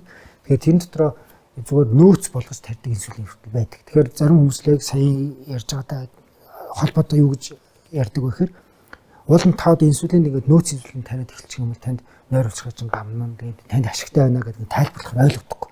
Гэхдээ би одоо ерөөс инсулин хийж орохгүй та нар намайг инсулинд оруулах чинь гэдэг ингээд айгаад идэг. Гэтэл яг гадны судалгаа дээрээ жоох эрт орцсон хүмүүс бол бүр заримдаа ашигтай байдаг. Өөрөөр хэлбэл нөгөө инсулинээ багаарч гэсэн аваад нөгөө нойр өвчгөд нэмэр болоод нөгөө ажиллаж чадахгүй байгаа эргэтэндээ гаднаас нэмэр болоод баг зэрэг аваад эхэлж яхан зүгээр байдаг ч юм уу те. Тэгээд тэрийг авч яснаа тодорхой хугацааны дараа авах болж бас болно. Өөрөөр хэлбэл нөгөө эмчилгээгээ ер нь өөрчлөлт авахтал их бороддог. Ялангуяа одоо манай чихрийн шижинтэй хүмүүсийн хувьд бол ингээ эмчтэй хандахтай болохоор одоо заримдаа надад үзүүлэлээ гэж бодоход дахиад манай нөгөө өөр багшд өөр эмчт үзүүлэхэд бол зүгээр гэж хэлдэг. Яа тэгэхээр дахиад нэг өөр ойлголт авдаг. Өөрөөр хэлбэл энэ хүн ярьж байгаа юмнаас дахиад нэг өөр юм ойлгочоод дахиад нэг хүнээс дахиад нэг өөр ойлгох. Тэгэхээр өөрөөр хэлбэл яг тэрнтэй адилхан эмчилгээг нь ч гэсэн ингээд өөрчлөлт байгаа зүгээр. Тэгэхээр хүмүүс болохоор нэг ямаараа л ингээд тоошрох гэдэг. За би энэ нэмийг л солих юм бол ингээд болохоо ачна. Инсулинд орчих юм бол болохоо ачна гэж боддог боловч инсулинийг түр зур хэрэглэж болчих болдог. Одоо ингээд за та нэг хэдэн сар хэрэглэчих одоо дараа нь энийг дахиж хэрэглэхгүй те түр зурнаа орж байгаа замраа гэдэг ч юм уу те. Тэгэхээр инсулин тарианд орж байгаа хүн болгон бол хүндрээгүй байдаг. Зарим хүнд бол ашигтай. Эмчилгээний бас тактикийн нэг хөлбөр шүү дээ. Тэгэхээр дийлэн хүмүүс бол нөгөө инсулин ингээд тариад эхлэхээр л ер нь хүндэрсэн үедээ орцсон юм. Ер нь болохоо очсон юм байна гэдэг ойлголтыг л масс ер нь ойлгоод. Тэгэхээр энийг бас айгүй сайхан зөв талаас нь тайлбарлаж өглөө тийм ээ. Үе шатны 1-2 дугаар үе гээд байгаад байгаа тий. Тэр хоёр маань ямар ялгаатай бас эмчилгээ нь бас ялгаатай юу?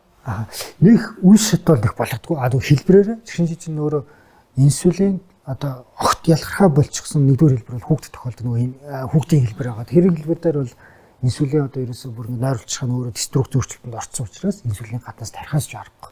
Тэр хүмүүс бол баг нөгөө памп энэ төр тавиулаад баг одоо нэлээд гадны улс оронд бол баг нэлээд сайн хяналтандаас орчиж чаддаг инсулинтэй мөртлөө амьдралын чанар маш сайн байдаг. Тэгэнгүүт яг 1-2 дугаар үе шат гэхгүйгээр яг инсулин тарьдаг нэг төрлийн хүмүүс байна. Хэв шинж 2 буюу насанд хүрэгчдийн хэлбэр байдаг. Тэр хэлбэр нь болохоор харьцангуй хүн хүнд өөр өөр байдаг гэдгээр зарим хүн дөнгөж эхлэхдээ л инсулин тарих баг шаардлагатай хүмүүс байдаг. Бүр сонин. Одоо тийм хүмүүс байдаг. Тэгэхээр зарим хүний хувьд болохоор дүжрэлтэйгээ яваал байдаг, эмнүүд уугаал байдаг, эмнүүдтэй сайжрахгүй болгонгууд нь 2 юм болдог, 3 юм болдог, бүр 4 юм ууж байгаа ч юм байдаг. Тэгэл тэндээ сайн одоо яг нормалдаал гэдэг шиг болоод байдаг. Гэтэл зарим хүн болохоор тэр эмнүүд ерөөсөө нэг үйлчлэхгүй шууд инсулин тарина. Тэрийг болохоор мэддэг шинжилгээ нь болохоор хүний нөгөө цуснаас инсулинийн одоо тэр нойруулчханаас ялгардаг C50 гэдэг нөөцтэй үздэг. Тэгээд нөөцийн хоёрыг үзэхээр нөөц нь дамжрах хавцтай бураад байгаа инсулиннэх ялгархгүй байгаа хүмүүстэр бол арай өөр эмчилгээ. Тэгэхээр нөгөө энийг дахин хэлээд байгаа нь нөгөө хүн болгонд л өөр өөр эмчилгээний схем хаагдаг байхаас ч аргагүй л гэдэг юм бол буцаалаад. Тэгэхээр одоо нөгөө гадны яг тэрнтэй холбоотойгоор манай сүүлд чихрийн шижингийн ангилал гэхэд бүр уул нь 4 ангилдаг байсан ч одоо бүр 6 ангилдаг болоод эхэлчихэж байгаа хөө. Тэгэхээр нөгөө арай өөр хэлбэрүүдээс гарч ирээд байгаа. Өөрөөр хэлбэл нөгөө яг хэв шинж 2 инсулин дэвжирдэг байснаа тэр хэлбэрээс дахиад арай өөр инсулин ялгаралт дутагддаг хэлбэр ч юм уу илүү байдаг болж эхэлж байгаа ч юм уу тийм бас байдаг. Тэгэхээр харьцангуй тийм хүмүүс яаж мэддэг вэхээр харьцангуй нэг хайхтай жин ихтэй байгаагүй тэгээд чихрийн онцлогдсон нэг хайхтай тархан биш хүмүүсийн хувьд инсулин дутагдал багтай байх магадлал бас байдаг. Тийм бол инсулинийг нөгөө цасдаг юмнууд хэрэглэхээсээ илүү арай өөр юмнууд төрүүл юм орох нь ашигтай байдаг.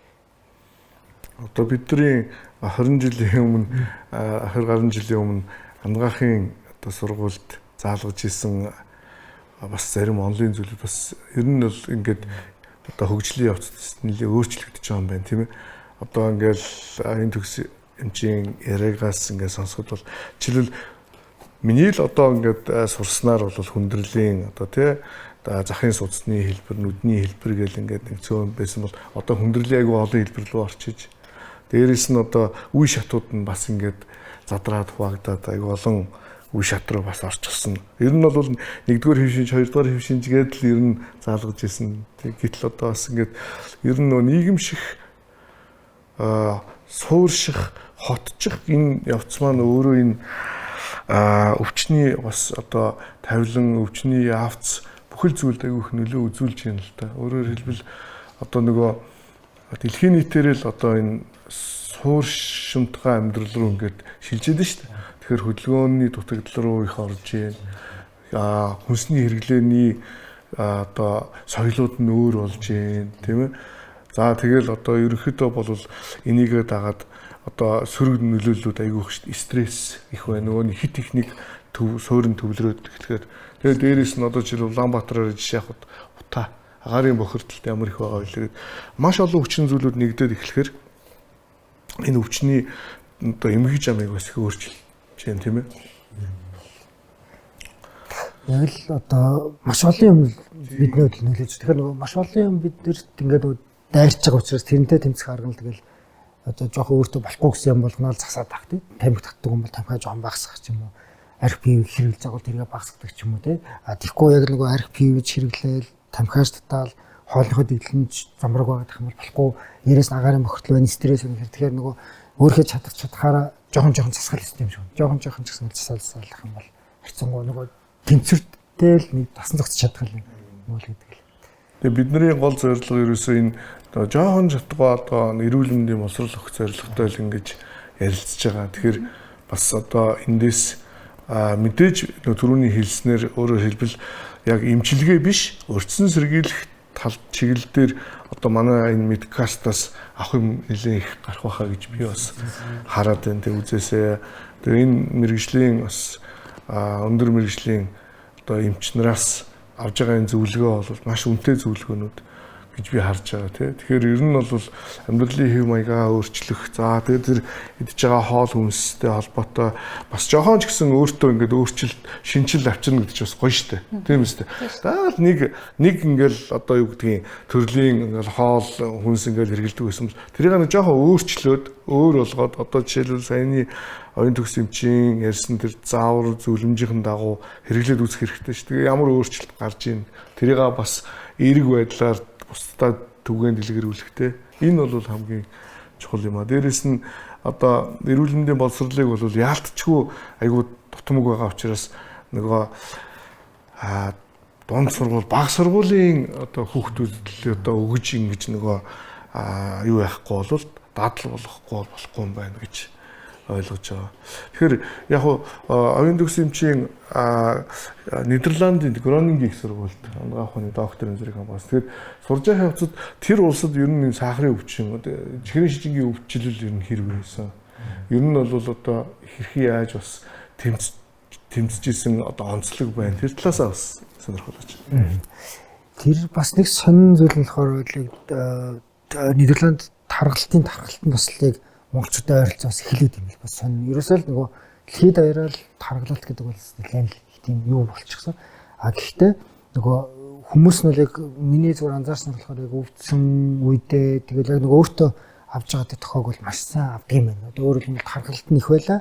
Хошигдох үедээ бол дэглэм хяналтанд орохдоо бол илүү тэрэнд хариуцлагатай ордог юм болов гэж анзаарчихсан. Зүгээр яг тэгэхээр Нидерландд нэг гоё юу нь болохоор ингээл байнга дугуй унана.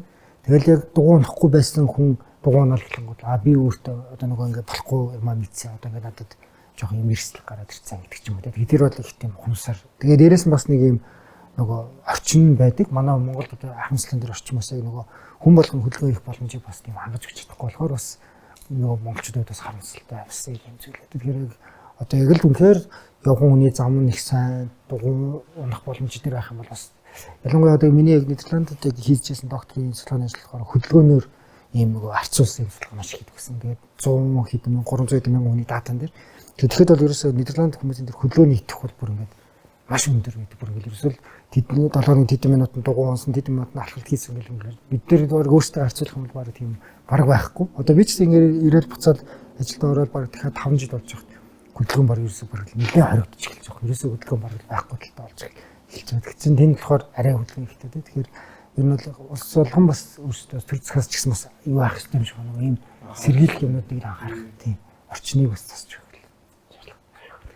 Хөдөлгөөн гэхээр бидний өдөр тутмын зүгээр би бол одоо ингээ ажил дээрээ заримдаа ажил руугаа алхаад тэгээ ажил дотроо ингээ эмнэлэг дотор айгүйх нөгөө айлуулахаар лифт хэрэглэхгүй шатаар ингээд явъя гэдэг. Ингээд дунджаар ингээд нөгөө утасныхаа юм уу цагныхаа алхалтын ингээд давтамжийг тоог харахаар нэг 8-9 мянга заримдаа 10 хэдэн мянга явцсан. Тэгэхдээ тэр хөдөлгөөн чинь яг л дадагдсан нэг төрлийн хөдөлгөөн гэж үздэг юм байна л да. Тэгэхээр яг тэрийг бол зүгээр ердийн нөгөө хөвшил болцсон хөдөлгөөн. Яг тэрнгээр бол мэдээж калори шатна. Гэхдээ одоо нийт булчингийн одоо бараг хэдэн хувьч байдیں۔ Тэ одоо 50 хүрэхгүй хувийн булчингууд л ингээд нэг хэсэг л ажиллаад байдаг. Тэгэхээр бусад төрлийн булчин энэ төр бас айгуу сайн ажилуулахын тулд одоо тэр дасгал хөдөлгөөн гүйлт дугуй унагч байд юм уу.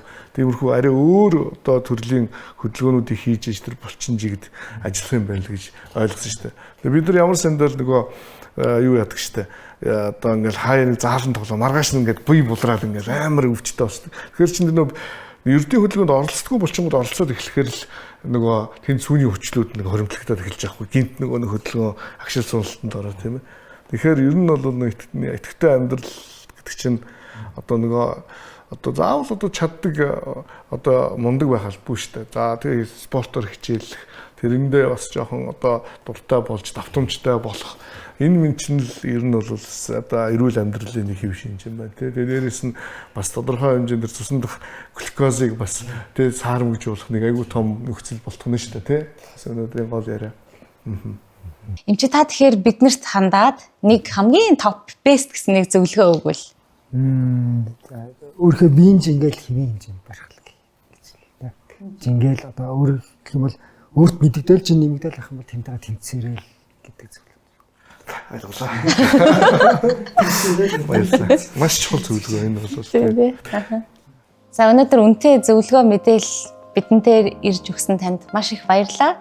За ингээд бидний өнөөдрийн өгсөн мэдээлэл танд хэрэгтэй байсан бол найз нөхөд гэр бүлийнхэн дээрээ шеэрлэж түгээж өгөөрэй. Ингээ манай мөн YouTube пэйжийг маань одоо YouTube хуудсыг маань subscribe хийж Midcast подкастын маань пэйжийг маань лайк дарж өгвөл та нартай их баярлалаа шүү. За ингээд дараагийн дугаар хүртэл түр баяртай.